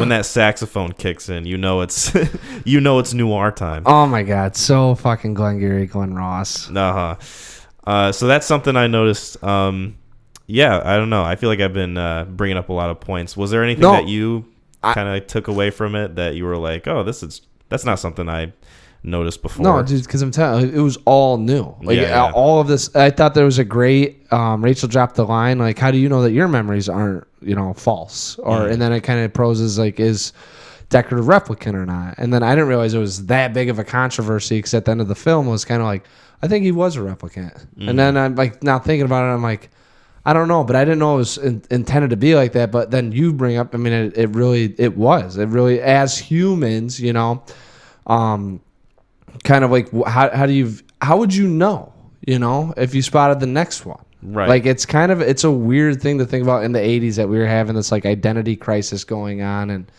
kind of we're more than what we are and things are catching up to how much we can process. Yeah, they weren't afraid to ask those types of questions and like put them in film and in art and like all sorts of media. Because I mean, like this was happening, like Terminator was happening at the same time. Mm-hmm. Matrix was on the horizon. So yeah, a lot of those themes like carry over into other movies too. And this movie definitely inspired a lot of 100% different like this film kind of like pioneered the whole like cyberpunk aesthetic.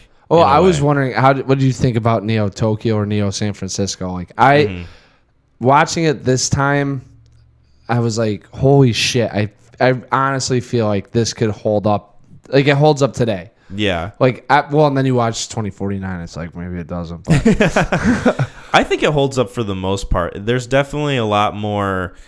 I think it's a lot more mixed than it is in 2049. Yes. Because not only is there like cyberpunk stuff going on, but like I said, there's like the detective noir stuff. There's the whole J.R. Sebastian stuff where he's like got all of his like Tinker toys and like his experiments going on. So there's kind of like a weird kind of back alley vibe with that going on. Yeah. There's a lot of different styles in this one compared to 2049, I would say.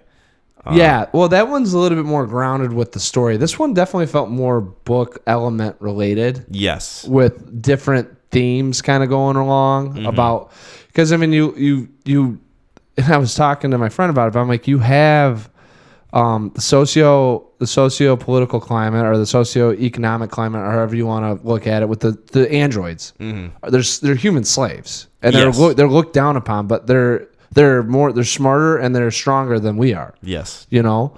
So you have that going on. You got the what makes an android going on. You're kind of living in this world all of a sudden where you don't know. I mean, if you watch it, and I never really thought about it, but like try to identify who's a person and who's an android. You know? Like if you had to go through and Ridley Scott was sitting there like, yes, no, yes. You know, like there's a little bit of a fun element with that. You obviously have the noir stuff going on with Harrison Ford trying to figure out where these guys are at. I mean, kind of central to the plot of he's a Blade Runner, you know? And then you got Tyrell producing all of this, creating synthetic like labor. But at what point is it more, you know, that more than manufacturing purpose, right? Yeah. Where they're actually like inundated into society.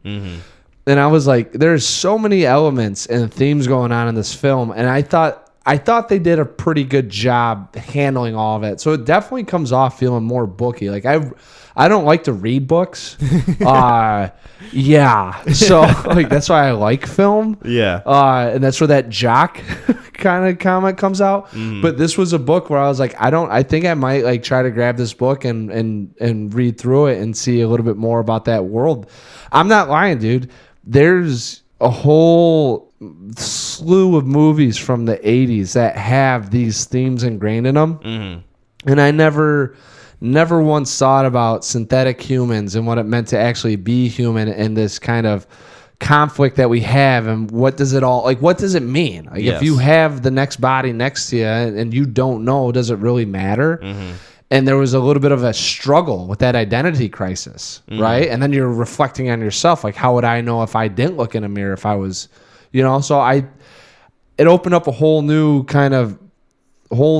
avenue. And I really appreciated it for that. Honestly, I really did. So one thing I noticed in this film too, like this is a kind of a minor thing. Yeah. But towards the end when he has that confrontation with Roy, like that final sort of chase scene, there's a lot of like different parallels going on between the two. So like there's the whole like Deckard gets his fingers broken, and then there's the whole issue with Roy's hands like kind of clasping together as a sign of like him about to die. Yeah. And he keeps saying like not yet. So then he shoves a nail through it. Yep. There's that, and then there's also like kind of a biblical connotation to that too, you know, nail being shoved through the hand. Obviously. Jesus Christ, the Savior. Yep. Yeah. It evokes that imagery. And it kind of also parallels Deckard's whole purpose in the film is to hunt down these replicants, and then it's like obviously turned around on him. He's the one that's running away from this guy. So there's there's that notion going on too. And I think the climax of this film is really strong. I'd agree. I think it's like my favorite part of the movie. Yeah, I've honestly, it gets talked about so much. There's a lot of quotes that come out from it, and so you hear a lot about the very ending of it. But actually watching it, I was like, oh my god, this is very tense. And they don't. You're kind of learning as you're going through that Beatty's getting towards the end of it. They say they lived for 4 years, and I think it was proposed that they're only 2 years old. I thought I read it or said it was said at one point. So you don't really know that it's like he's looking for eternal life. Yeah. Like, I want more life. Yeah, is what he tells Tyrell.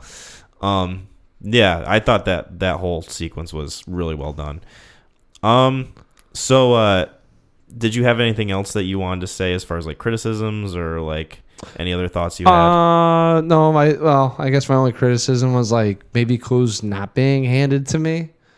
Like he got the snake skin at one point. And I'm like, I don't know where he picked that up or found that at. I don't know if it was highlighted. Probably was at some point, but I think he found it in like a bathtub. Yeah. And there's like a series of photos that he found too. Okay. So then that's how he was able to find where the chick with the snake was. Well, I remember he did the photo imaging and was like enhancing it. Yeah.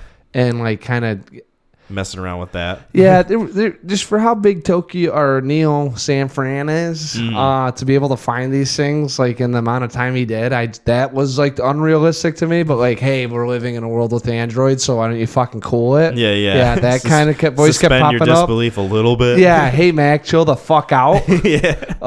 That was about it. So that's why I'm not really going into that side of things. Like, that would probably be it. Is I think there's a couple things where it's like happenstance or good luck, played a pivotal part in, hey, you hear about the king living up in Iceland? Yeah, right. That killed his brother. Kind of the inverse of that. Yeah. So that's yes.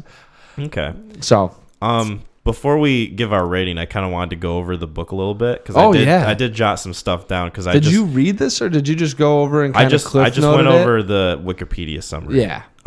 Just because I was really interested in the differences, and boy, there are differences. Yes, there are. So the first one I noted was that instead of Tyrell, they call it the Rosen Corp. Okay. So Rachel's character in the book is called Rachel Rosen. Oh, that would have made a little. And then the whole motivation for Deckard's character is completely different. Instead of being like forcibly pulled back into hunting replicants like he is in the film, in the book, he does it because he wants to get money to buy his wife a real sheep. Oh, that's... Because they have a fake sheep. Yeah, they have a synthetic... Yes. Yeah. And there, like you said, there's a whole lot more like animal themes going on in the book than in the movie. So then there's that. And then Rachel, when she pops up, she knows that she's an android already. Like, it's not a surprise to her when you learn it as the reader. There's like a whole subplot where Deckard gets arrested and he's held in jail, but then they find out that the whole police force that he's being imprisoned by is like fake and they're all replicants, so then he has to like kill everybody and break out. Sick. Yeah.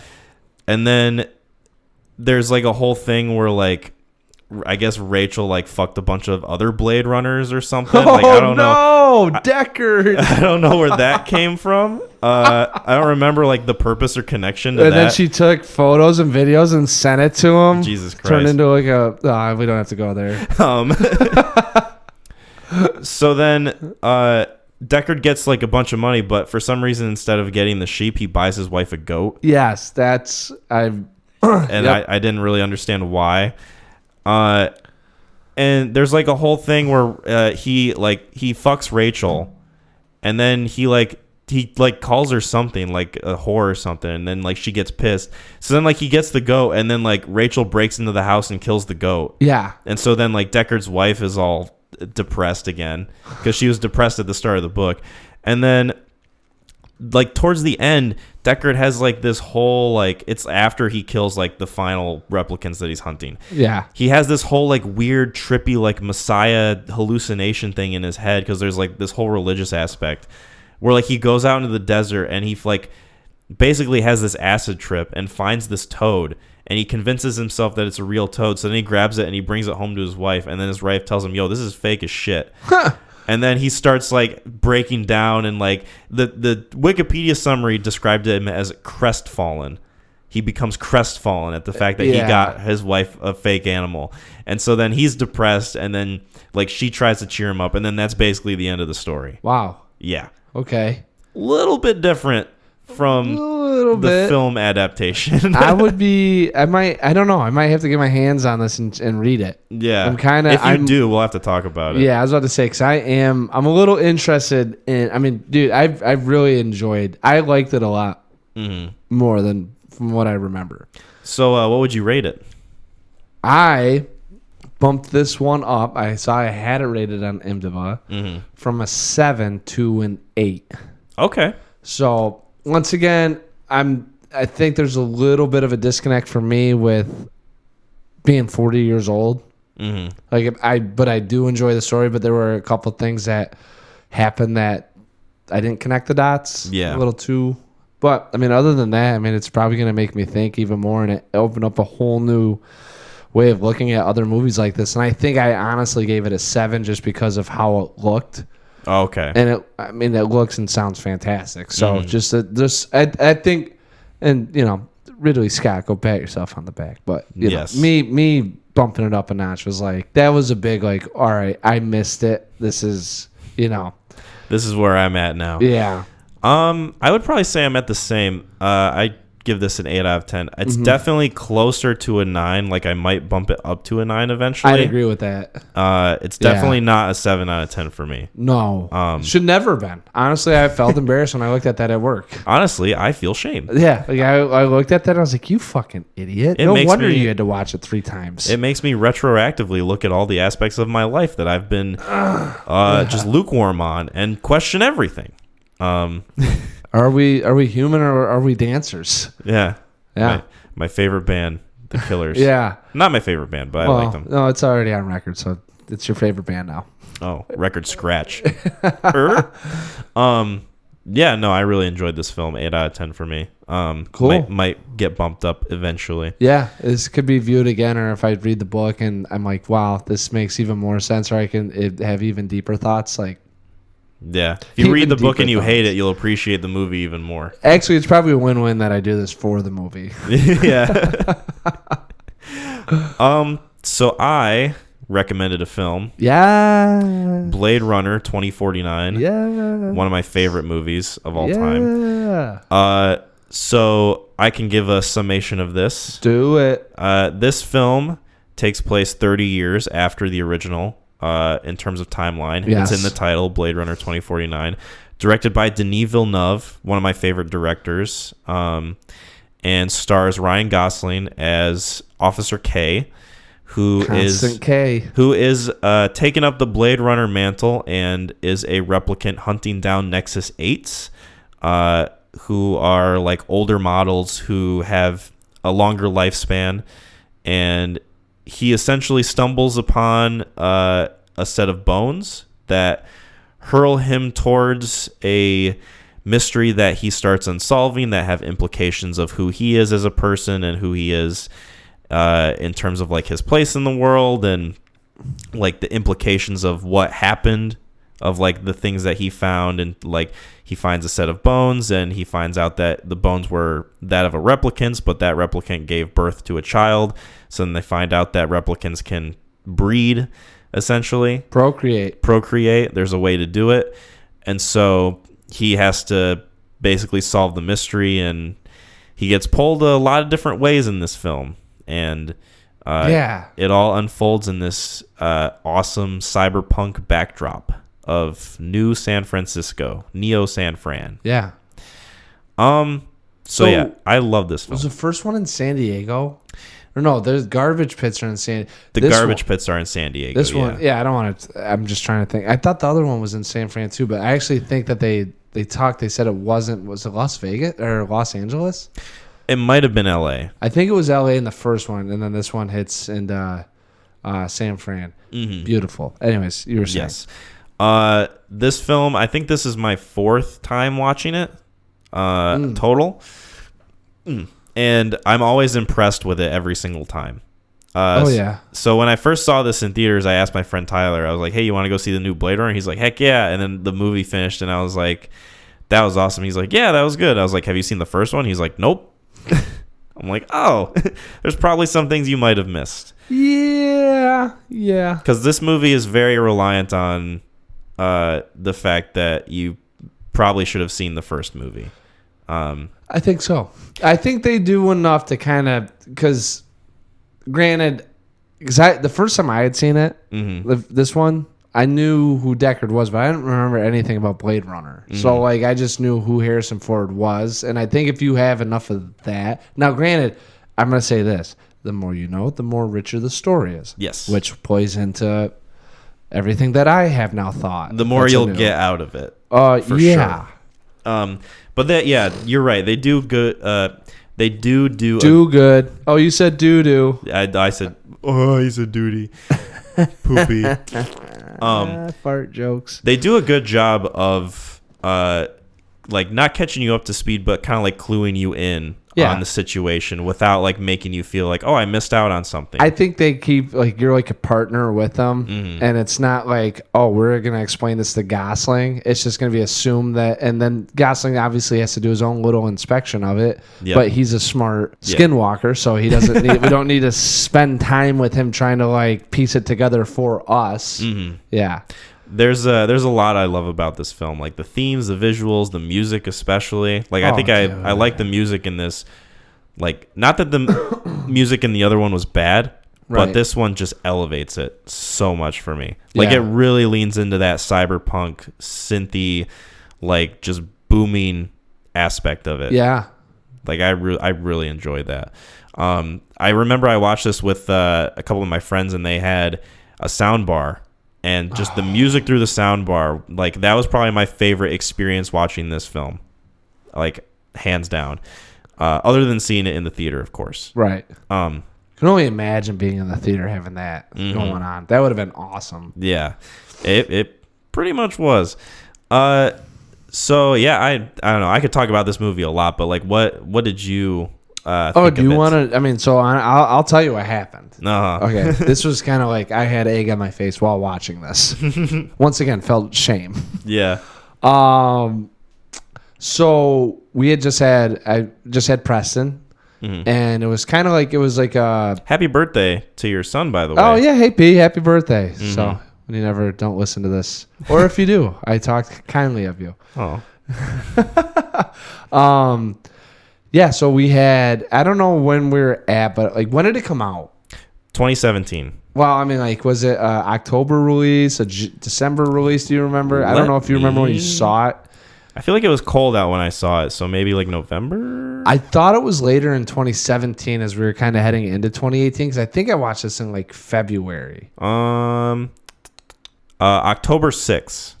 Okay, so I probably saw this in February, because I saw it when it came out. It got DVD release or Blu-ray, and I was like, oh, I'm gonna rent this. Okay. And I was like exhausted, so I'm trying to watch it, and I will be the first to admit I didn't know Ryan Gosling was a replicant. So I didn't know that going into it either. Yeah. Not into it at any point during the film. Oh. Yeah. Missed that boat. That's a big one to miss.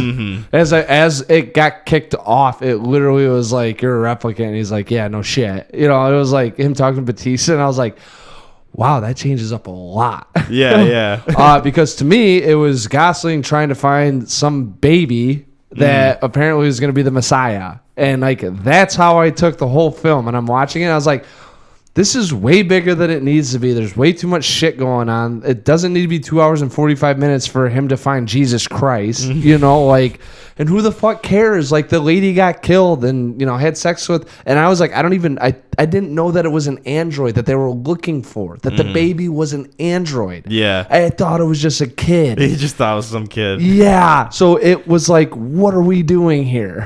So now after watching it, and I was like, oh, Harrison Ford definitely fucked Rachel, which once again, like, what's up with these guys having sex with machines? I mean, Ex Machina, Blade Runner, like, there's a fascination there for sure. It awakens something in people. Yeah, boy howdy. Yeah. Yeah. So all that was new. That was refreshing. It gave me a whole new perspective on what the fuck was going on, what Jared Leto's character was all about. I had no idea. I thought he was just some guy, some business guy when I first saw it. That was just like, yeah, we just want to make more machines. Go find a machine. Yeah. You know, I didn't know that there was an uprising. I didn't know that there was different Nexus models, you know, and like, yeah, so whole new. It was like I watched it the first time, and it was fucking glorious. Dude. Yeah. So good. So good. I can't believe the first time I watched this, I was like, this is trash. Like I literally watched it, I was like, wow, it's just a lot of bright colors and good production value. Like that's all it holds up. Yeah. And there's a lot of substance to this film. Dude. There's so much going on in terms of like the themes and stuff. So I took some notes like I did the other one. There we go. So the first thing that comes to mind with this movie in terms of like themes relating to the first one is they just take the next step in like the villain role, I guess. So Jared Leto as Neander Wallace. Yes. Like Tyrell in the first movie, like I made the case that he was like a god who had imperfect vision. Like he had the trifocal glasses. This one, they literally make him blind. And it's just the next step in like, okay, this Tyrell guy, he definitely like wasn't a good dude, but he, you know, he was just like this corporate asshole. Neander Wallace has literally delusions of grandeur. Dude, he calls them angels. He literally is like he references the Bible constantly. Yeah, like he is got like it. They really maybe that might have been the heavy-handed part. Now that makes more sense as we kind of look at that aspect of it. But like he literally talks about making enough replicants to retake Eden. Yes, he like, says to that. Storm Eden and retake. He calls her. them all angels. And angels should never go to heaven, or angels should never visit heaven. An angel should never visit the kingdom of heaven without a gift. Yes. How can you not pronounce a child is born? And it's like, holy shit, this guy is so fucking delusional. Yeah. That he literally thinks he's God. Well, he did create synthetic animals, synthetic everything. So he redid the whole world. He saved the world from a famine. What they don't talk about in Dreaming of Electric Sheeps is that there was a nuclear holocaust. There was radiation. So like that we were on the precipice of synthetic synthetic humans taking over the world, you know, and that you were struggling with, I mean, that backdrop that our evolution was out and the next evolution was coming in. So Wallace comes in here and saves essentially the human population, but he also needs the help of all these things that he can create to even expand his kingdom, if you will. Yeah. Absolutely. Like I just love him as a character, and I did too. I think casting Jared Leto is almost perfect because he already kind of has a huge ego. He's already got his head that far up his ass. Exactly. That they were like, hey, Jared, just play Jared. Yeah, just be yourself. Like, what angel are you coming into my trailer? The thing is, he's always method acting as Neander Wallace. So it already fits. They just built the character around him. They just fucking made, just put the things on his eyes and make, that was about it. Just wear these contacts. You're good. Yeah, absolutely. That was the only costume design they had. And then, as far as themes go, there's the whole Ryan Gosling being a replicant. And this movie hammers home more so than I think the original of like the notion of being special. Because I noticed that in times when Ryan Gosling's character would like kind of be downtrodden or like not feel special in any way. Yeah. It would be raining, which kind of harkens back to Roy Batty's speech that he has at the end of the first film that says, all these moments in time will be lost like tears in rain. Yep. Rain all looks the same. Rain meshes together. It gets mixed up and it gets lost in itself. Right.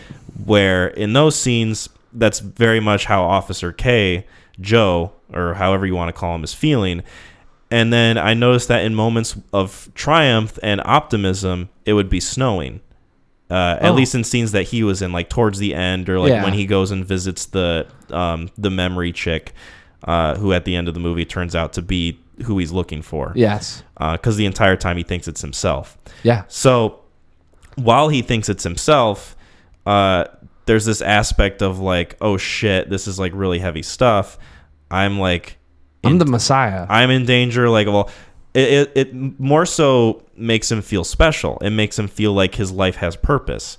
And because, his girlfriend isn't real, she's like this artificial AI thing, which is also in itself another implication that you have to talk about. Well, yeah, no, I was just going to say, like, I'm still kind of, that's where I get lost on the machine thing is like, how does he develop that? Like, what's that process of feeling of that? Like, so he's a Nexus 8, right? Like, they still aren't human. They're getting closer to being humans. It's never reflected. And then all of a sudden, like, that was the only thing I really was, like, kind of upset about. Well, I think they purposefully make his character kind of stoic at first because you find out he's a replicant, like, right away. Right. And then how does he experience growth if he's a machine? I mean, you see it in the movie, right? Like, no, but that's what I'm saying, though. You see it, but how, as in the movie, how do computers process that to feel that, to garner, like, he would feel happy. Like, I thought about it because of the sex scene. I was like, oh, yeah, like, he's having sex with a human. And I was like, but what does it matter? He's a machine. Like, it doesn't have any more significance whether it's with her or not with her. He doesn't know the difference anyways. He's only got as much processing power or whatever he can compute as was given to him. Or was there like an evolutionary code that's put in that these guys can process more? Because, like, in order to feel special, right, it'd have to be there in the beginning, because you wouldn't know what that feeling was until you actually understood what you were feeling. Yeah. So that's where I was like, that's the problem I had with the synthetic nature of all these things. And it's like, well, I think those are the questions that you're kind of forced to, like, ask yourself too. Like, that's kind of the point of what the movie wants you to think about. Yeah, it's not a good or bad thing. I'm just saying, like, at what point do we have to suspend disbelief? Is because they can procreate? Yeah. Well, that's just another, like, question that they pose. It's like, oh, these things can procreate. Like, does that, in your eyes, make them more human? Or did you already think they were more human? Or does it still not, like, count for you? Like, that's what I'm saying. All right. So the question, so I'm not, yeah. So they can procreate, but, like, and they were given that capability of doing it, but it doesn't mean the next one can do it, right? Yeah. So the thing in this movie is that, like, they find out Rachel and Harrison Ford had a kid. Right. So then they're trying to figure out, like, where the kid is, because they think they can use that kid to carry on that sort of aspect in the next generation of replicants, because they, like, Neanderthal says, like, I can only make so much. There's an empty space here, and he, like, touches the replicant's womb essentially. Yeah. And so they still, like, haven't figured out, like, the whole, like Tyrell did it like a one and done. Like, he made Rachel, died, and then they, like, Neanderthals wasn't able to, like, replicate that at all because of the blackout. Because of the blackout. And so he's been trying to do that for however long, and then he finds out, oh shit, there's a chance that I can have this, like, get that again. So it is, like, a super, like, it is something that they haven't figured out yet, and it's very rare. So that's why they want to get the kid the entire time. It's because Wallace wants to make that army and storm Eden and retake her. Yeah. Basically, like, become this megalomaniac, essentially. But yeah, hopefully that answered your your ponderings. No, I'm just saying. I'm like, because my issue with some of the stuff was just like, is it the argument that machines can grow or can develop feelings? Or are we saying that we're synthetic and we're devoid of all emotion, that even humans can't recognize the differences between us and machines? I think the argument is that they're interchangeable. So, like, replicants can have more empathy than a 100% human being. But it's not, I wouldn't say more, it would be the same, right? Because unless the new Nexus models had the capability of developing empathy, because that was the whole problem in the first one. Is that that's how you knew that they were machines? It's because they had zero empathy. That's what I'm saying. Like, so, like, the Nexus 6s, right? Mm-hmm. Zero empathy. Did the 7s come out? Like, the only thing I know that happened with the 7 now is that it could procreate, because there was only one of them. But then the 8s came out. That's the Sapper Morton. Those are your revolutionary machines, right? That was, like, a next thing, too, was like, oh, shit, they're actually comprehending, like, government and imperial, or, being used for slaves. Mm-hmm. So they developed the freedom fighter mentality, right? At the end of the film when he was talking, that's the 8s. My question is, at what point in between 7 and 8, because they don't really tell you that they developed the capability of thinking or understanding or getting more, not being devoid of emotion. That's what because if you when Rachel was told she was special, she didn't understand it in Blade Runner. Remember, like when he was like, "You're different," because you got the memories. Because they don't really say if the Nexus 6s can get memories or not. Right. So like when they were like, "You have the capability of memory now," that was kind of like a next big step of maybe we'll, But she was the only one, and she didn't even feel special when she understood it. She actually felt upset about it. But I don't know. It's like, did she really? I mean, she's a machine. So that's where, like, the whole Gosling thing was kind of like, I was on board. Obviously, he's going through all this stuff. And it's like, man, you are really making this dude kind of feel like, hey, guys, I'm it. But at the same token, like, does he have that capability of understanding that feeling? Right. Do you think he could felt the weight, the bear of the weight on his back, being like, all right, I gotta, like, I'm here to. Like it was his responsibility. To save his people, save the replicants? Do you think he understood that and was like, that's why it was weighing on him? I think it was, it might have been partially that, but I think to me it was more so like him just dealing with it personally, like just on an individual level. Because like his whole life, he's just been like this Blade Runner who like goes around and like hunts people down, and like he lives like this really bland life, and then all of a sudden he's met with this notion that like, oh shit, making him a human in that aspect. Exactly. Yeah, and he's making himself a human and kind of like. Does he have that capability of doing it? That's what I'm saying. Doesn't it give you a whole new perspective if that's not it? Yes, I think I know what you're getting at. I'm still a little confused. Well, no, because the aspect. Oh, I'm saying because I'm looking at it as both. I'm looking at it as if he were human and he did have that capability. I think like 100%. You're looking at the mundane of his life, and it's actually like, oh man, like I finally got out of the 9-to-5 work. I'm not a factory worker. I'm actually doing something for someone, and that's where he feels special. What I'm saying is that if he doesn't have that, if he doesn't care, because he was popped out of a, whatever, and he was a model. So he fell out of that thing that you saw Wallace. Yeah. They put a hat on him, said, you're a Blade Runner. So he didn't grow up or anything. I mean, he just, all those memories he has are from someone else, So at that point, I mean, if he's actually doing something important, I mean, is it a little bit, it's not the understanding that it's impacting his life, but he's actually impacting someone else's life or a cause greater than himself. Yeah. Because I think what you're saying is internally, he is growing as a person or as a machine. Where I'm saying like outwardly, he's understanding that he's got a greater cause other than himself. That's a sacrifice that you might see. Yeah, and that's kind of what you see at the end too. Yeah. Where he saves Deckard and helps him meet his daughter. Yeah. So yeah, there's so much going on in this movie. There's a lot, dude. I mean, it was I just love the like I said, the aesthetic of it, the whole like themes going on. What did you think of Joy? Like, what did you think of like the implications with her? I liked her. I didn't. Well, it was a confusing relationship, and I think that they intended it to be that way. Because like now you've introduced a third set of AI. Yeah, now you've got this other layer that you have to think about besides the replicants. Yeah, and does she understand his emotional status? Like, yeah, like is it actually her having some sort of autonomy, or is it just how she's programmed? Exactly. And understanding, his. I was thinking about that a lot more with this watch than I did before. Oh, really? I thought it was interesting because as soon as they pop around, it's like, oh, of course they got. Because I now know Gosling's a fucking replicant because I'm not an idiot. Thanks, Mac. And I'm like, oh wow, like this is kind of interesting. Here you go. Because it's like almost like the same thing that was going on with Rachel and Deckard. If you think he was a replicant, right? But there's two replicants. So now here you go. You've taken one step even further back.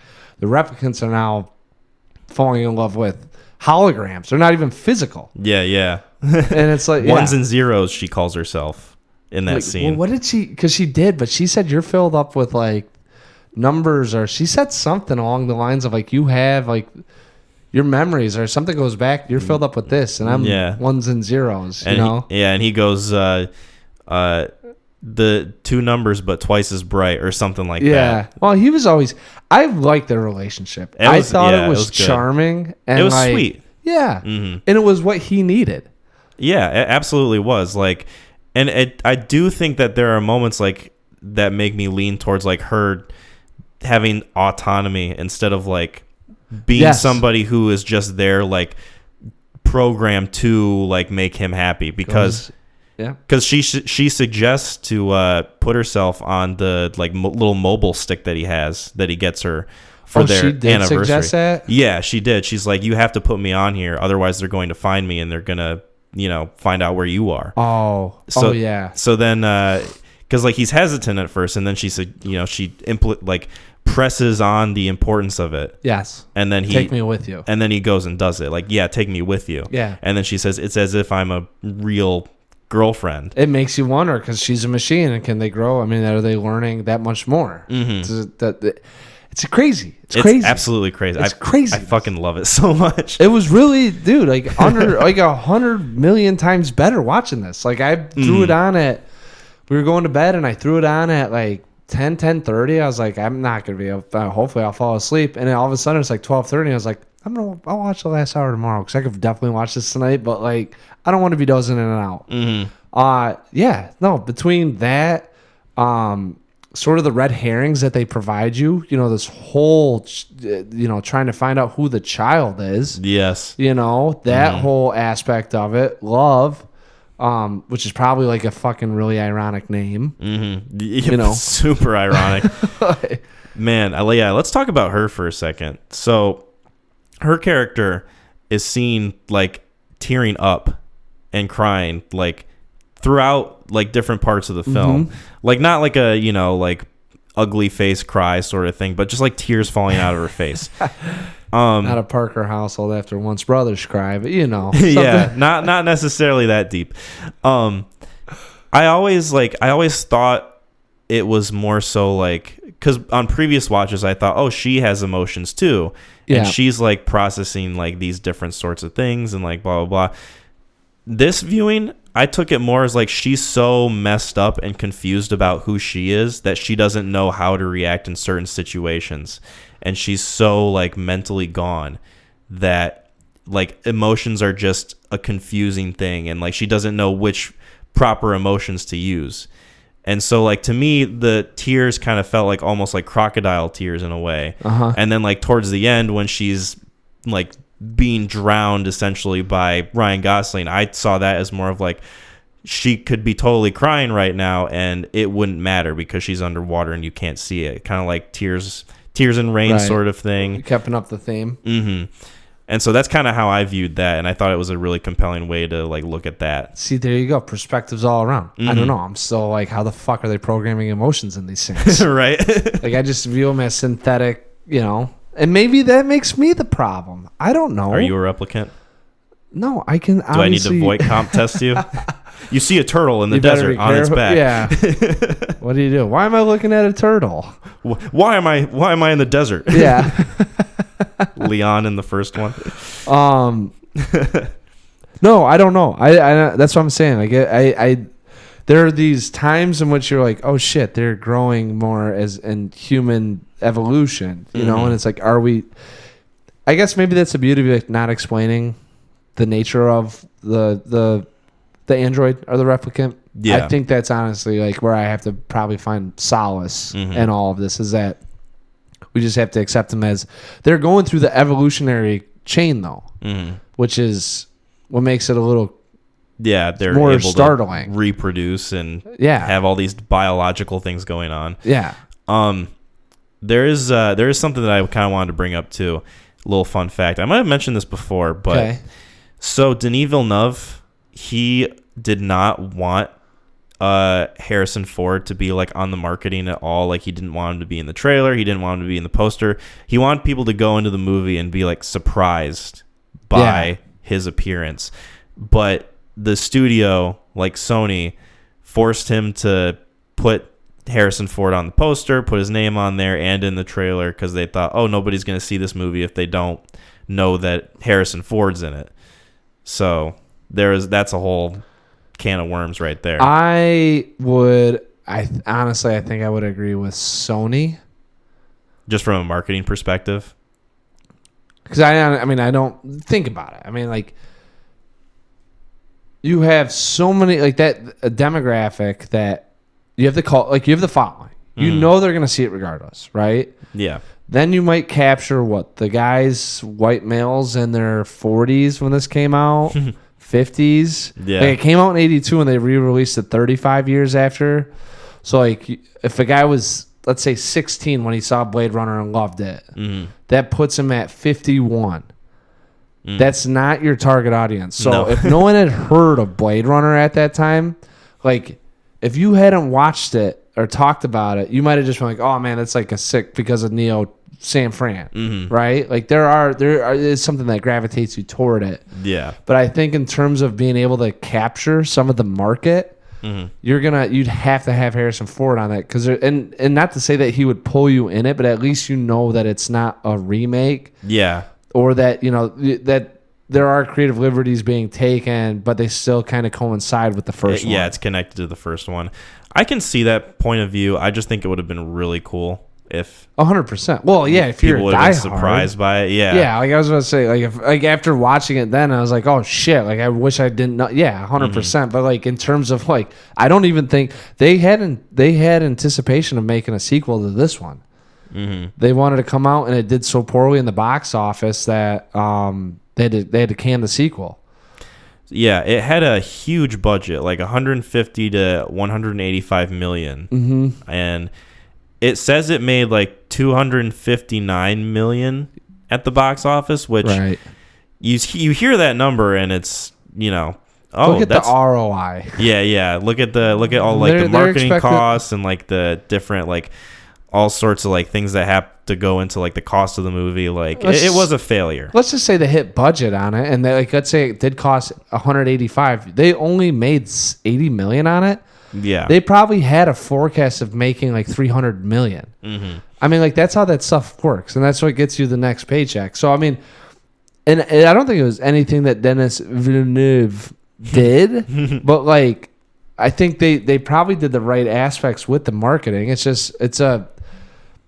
a super, like, sci-fi's out It's there. also, I was going to say, it's a high concept science fiction movie that is almost 3 hours long. Hey, we created synthetic animals and there's guys fucking robots and they got to hunt each other. Like, and there's going to be like themes of religion and fucking slavery and, you know, like, who are we? Like, I could also see too, like, people going to this movie and watching it expecting like kind of like this, it's like going to be this high action sort of like thrill ride the entire time, and then ultimately what they get disappoints them, and then they tell their friends like, oh, this movie was dumb.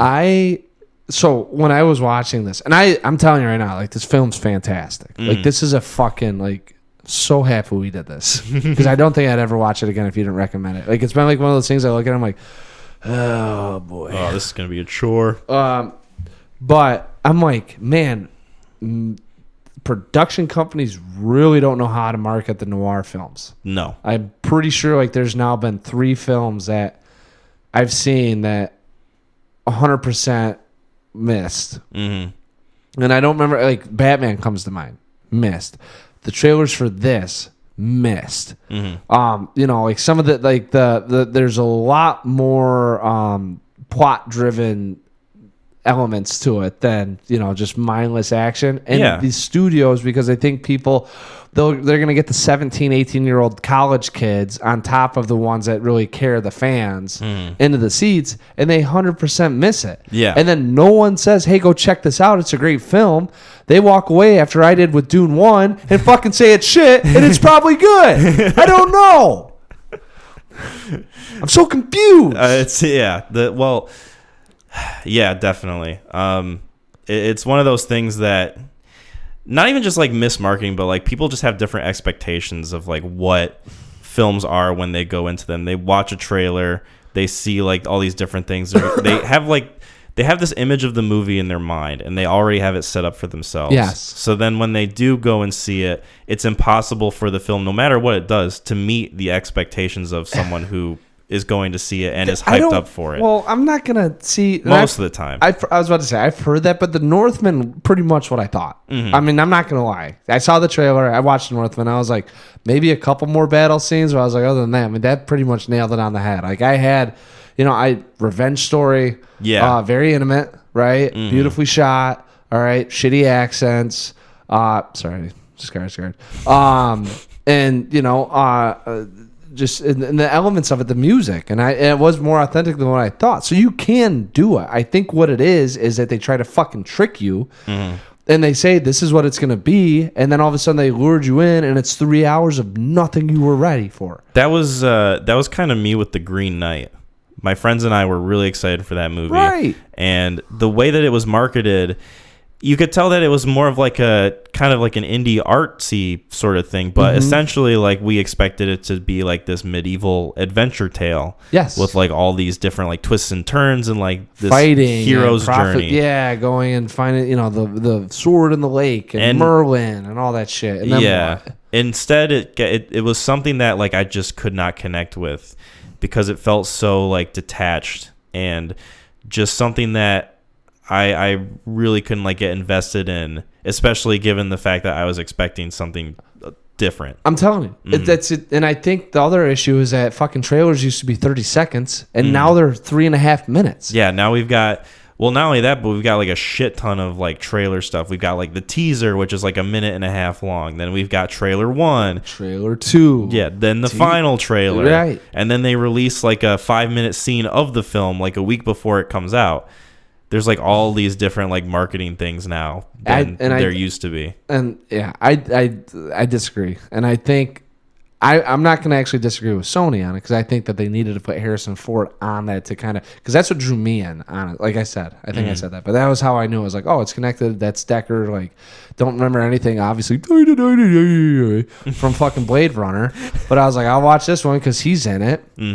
Other than that, though, no, it was mismarketed when it came out in 7th because I was like, oh man, like a Neo Tokyo, because everything is Neo Tokyo to me, but like Neo Tokyo, and this guy's going around fucking hunting down, and they're gonna do what they couldn't do in 82. Not the case. No, and it's very good that it wasn't. I'm glad too. It's a very personal, heavy implication kind of story. Yeah. And I feel like I gain something from it every time I watch it. 100. I could, yes, absolutely see that. The visuals, I feel like Denis Villeneuve is always super strong with the visuals in any movie that he makes, like whether it be like even like his realistic films, I think are like visually stunning, like Sicario, Prisoners. And then you get in like to his sci-fi stuff, and he just knocks it out of the park. Like these movies are gonna age really well in 20 years. I would have to think so. And I feel like there's a lot of like he probably did like a lot of miniature work too in this, like kind of akin to what Ridley Scott did. Maybe not as much, sure, because like CGI and advancement of technology has like gotten so far to where like we don't have to rely on it like as much like the practical stuff. I'm sure he did a little bit, but I mean he's so flawless with what he does. He knows how to make great visuals. I mean, dude, it's seamless. It's seamless. I mean, to be in here and the one. So they're standing in there and there's just this orange over the whole, and you don't know if they're underneath Las Vegas because Las Vegas was coated in orange. You're not exactly sure, but then there's these waves, and you can tell it's the rippling from the waves in the sun. And I'm watching. I was like, God, this is so gorgeous. And I was like, I wonder where they shot that at. I wonder where they. And then I'm just like, no, you're a fucking moron. Like they just imposed. Like that's just CGI right there. Like what are you talking about? Shot that at? And then I was like, well, no, I could definitely see that being shot somewhere. Yeah. Like that's how fluid it is. Pardon the pun, but like absolutely. Like he does such a. Is there any point in this thing where you were like taking out and you were like, oh, definitely a movie? As far as like visual effects go, there was an instance where I could tell it was a visual effect. Here we go. Kyle's gotta find the one. No, it was the scene when he crashes when he's at the in the dump yard. The dump yard. Is that in San Diego? That's when he gets to Las Vegas, right? That was before that. It's when he goes to the orphanage. That's what it was, the orphanage. Mm-hmm. Yeah. It's when he gets shot down and like his flying car crashes. Like I just noticed that, that's a CGI car. And I could tell that it wasn't like as polished as like a lot of the other stuff in this film. Right. Literally the only instance in this movie where I was like, oh yeah, that's CGI.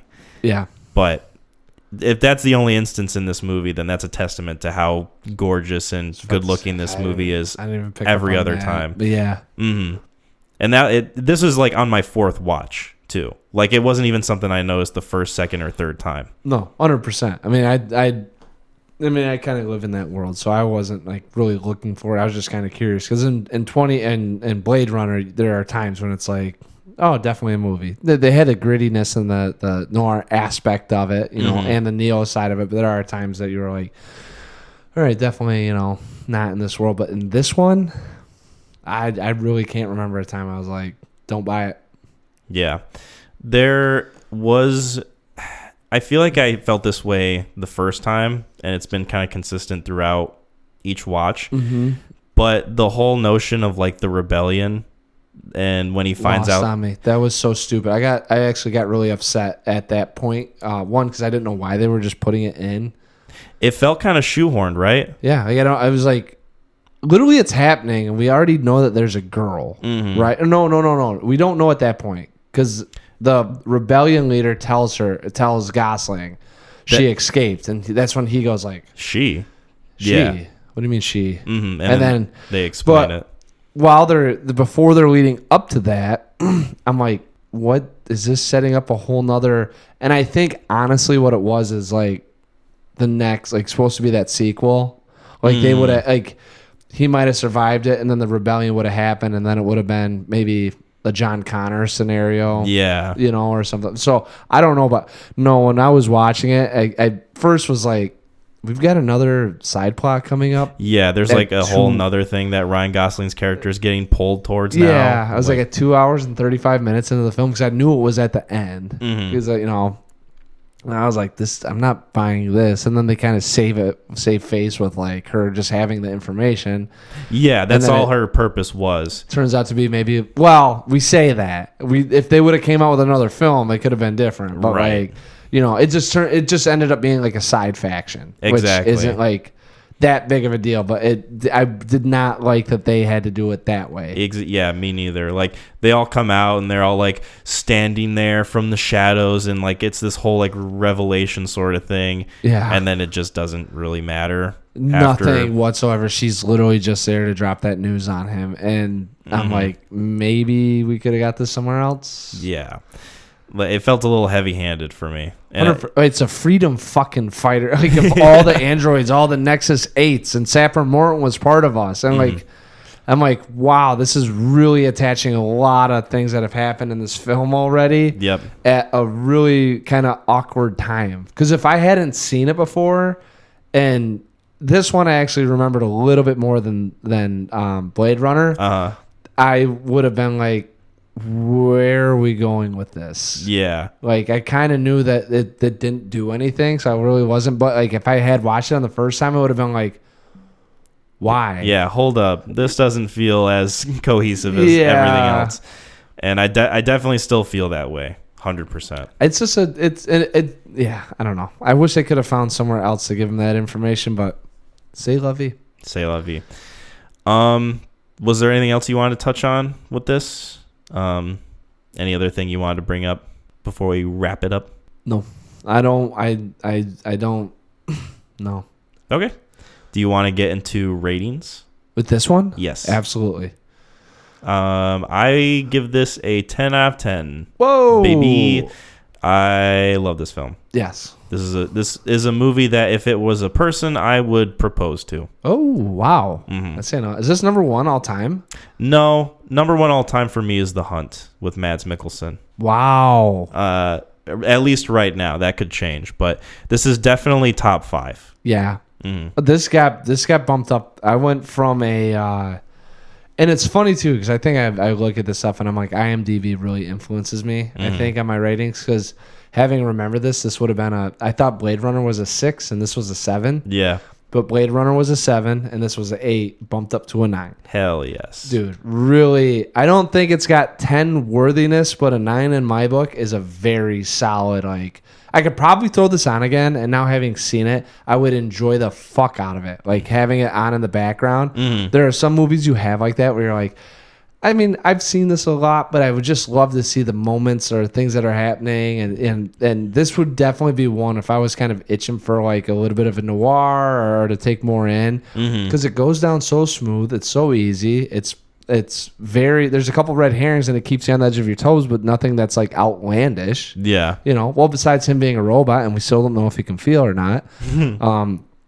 No, I mean, that's about it. Now, I mean, I guess like the only thing looking back on it is him having to have sex with an actual human to feel like he was having sex with that hologram. Like, I don't. Yeah. The whole air quotes threesome scene. Yeah. Like, I just now, like, I didn't even, like, at the time, I was like, oh, that's nice. Like, that's a gentle way of, you know, like, hey, cool. Like, they're kind of, it's just maybe symbolic of them kind of. Yeah, like cementing it as a real relationship. Yeah. But now I'm like thinking, I'm like, I don't know what that thing was fucking planning. Time for another rewatch. So, anyways, yeah, 9. This is a 9 out of 10, but I mean, solid 9. I mean, I really, really, really enjoyed this, and I'm glad we threw it like you had me watch it because it should have been homework and. Dude, it went down so smooth. I can't not toot its horn. It was it was awesome. Excellent. Yes. I picked a winner. Hell yes. Yeah. Speaking of picking a winner, you get to make a film pick, but you said that we might have a little bit of a development. Yes. So I think we got news. So my people have been reaching out to other people. They're reaching out to people, dealing with middlemen, contracts, talks. Jibber jabber. Yep, you know how it goes. Pod life. I think my brother's wants to hop in. Hey. So Samuel Parker is gonna come on down. We're gonna try to get this thing set up to get him on the show, and we're looking at 2 films. One I have already. Okay. And I'll tell you right now, Sam did a great job explaining this to me. Okay. So the first one is the beginning, Ep 1 on YouTube. It's about the filming of the Phantom Menace of Star Wars. Okay. So I told him, I said, Kyle hasn't seen Star Wars. And he goes, perfect. Because I want someone that has no idea what's going on to watch the filmmaking process of this. Okay. And tell me, like, you know, is this like is it sanity? Is it real? Is this good, bad? Like, he doesn't know because he knows what happened with the Phantom Menace, as do I. But you don't.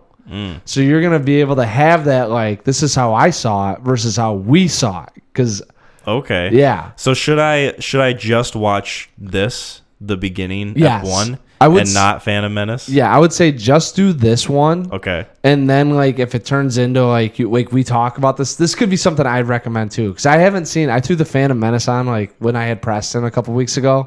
I watched, like, a quarter of it, and I was like, I can't deal with this shit. So I think it might be a fun one to actually have us, after you watch this, and, like, have this discussion. Because I haven't seen this thing either. And okay. Sam says he watches it, like, once every, like, 2 weeks. So. Oh, Jesus. Well, I don't know if it's that much. Okay. And then I've never been specifically told for the podcast not to watch a movie before, so that's interesting. Well, and I told Sam, I was like, dude, he hasn't seen any of the Star Wars stuff. I don't know if this will go over well because we're not gonna all have to have like this like rib fest or whatever. And I don't know what I'm stepping into either. So it's gonna be new for me as well. He's the only one that's seen it, so he's got an idea. But he's like, no, it's gonna be perfect because I need to know because I have seen Phantom Menace, like what this is like. And you want to see that if I had not seen it, what would that movie, after watching the making of, what would it mean to you?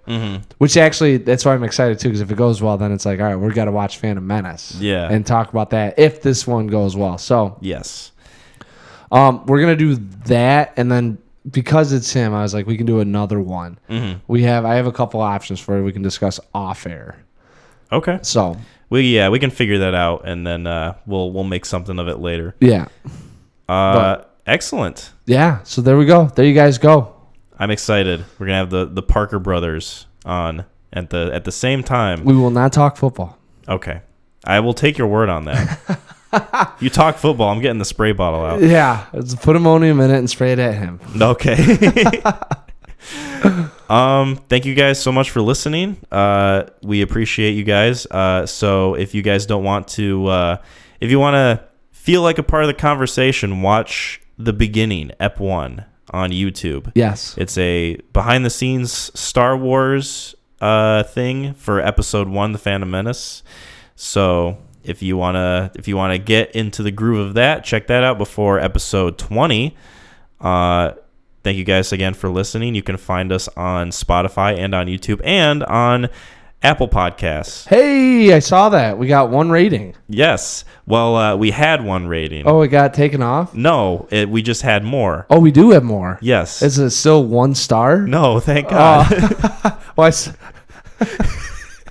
So I saw that and I was like, I didn't even think about the 1 star. I was like, attaboy, Kyle got it on there. Like, all right. And then I got really curious. I was like, who the fuck would give us I was like, come on, man. Like, who? I didn't even know you. I'm a fucking co-host. I didn't even know you put it on there. So, okay, here's what happened, though. Oh, you did it. Well, yes and no. So, okay.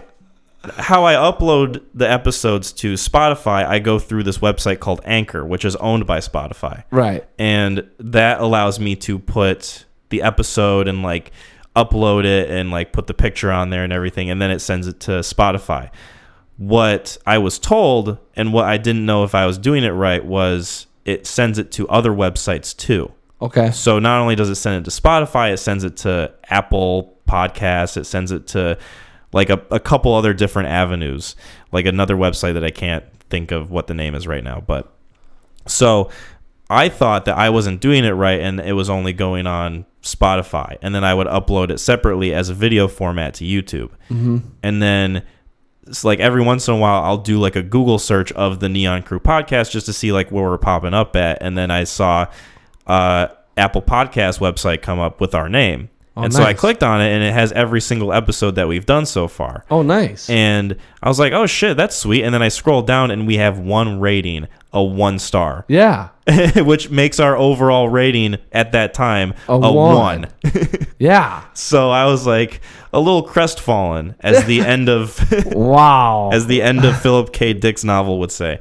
But so I saw that and I was like, oh, that's kind of fucking funny. So I had a good laugh about that too. I really did. I was like, oh, I wanted to see. I was like, did it? Well, I really wanted to see a review on it, kind of as feedback of Yeah, I wanted to see if they wrote anything. But same here. They didn't. They just gave us a 1. It doesn't even tell me who rated it. I know. I went on there. Well, it's not like I just wanted to see a review. And there wasn't anything. It was just I even logged into Apple Podcasts and made an account just to see if I could find anything, and I couldn't.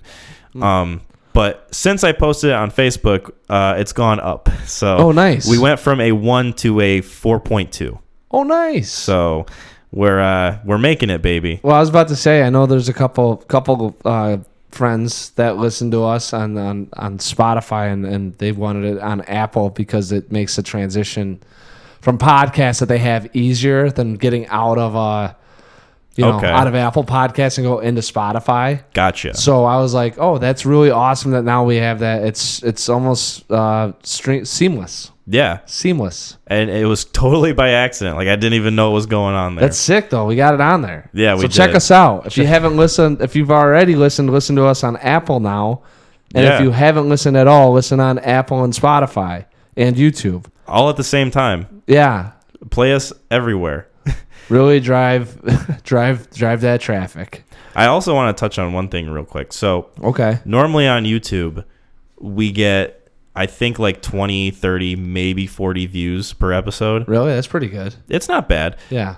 Our last one, episode 18, got 247 views. Really? Mm-hmm. Hey, we should have talked about fucking everything more. I know. I think that's what the algorithm liked, because I was able to go into the analytics and I saw that it was being suggested more than our other episodes. Hey, maybe the Northman will fucking generate some traffic. I'm hoping so. If they get this far. So after every time we do a review now, if we do a popular film, we have to plug us. Yeah.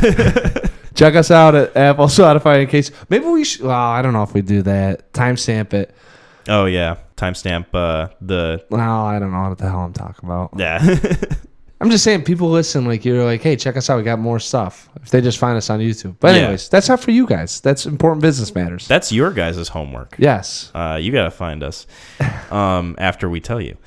So, that's just kind of something I wanted to bring up. I was pretty happy about that. Thank you, guys. We really appreciate it. Even though if there's only 3 of you that listen constantly, anyone that, if you've gotten this far, we love you. Yeah, but absolutely. Not as much to get you a gift, but enough to get you a hug. Yes. Or a platonic hug. Maybe not a physical hug. The type of hug that you only really embrace like the upper half of the person, but like your lower half kind of sways a little bit, like it's kept at a distance. Yeah, not a pat on the back, like maybe like a good, that was a good hug pat on the back too. Like a step up from a pat on the back. Yeah, 2 pats, solid hug, cheeks not touching. Right. But this is for you guys. Absolutely. The love that we have. We love you. Thank you guys again for listening. You can find us on all those platforms that I named earlier. And Mac, what do you have to say, my friend? WWTHD. Bye, everyone.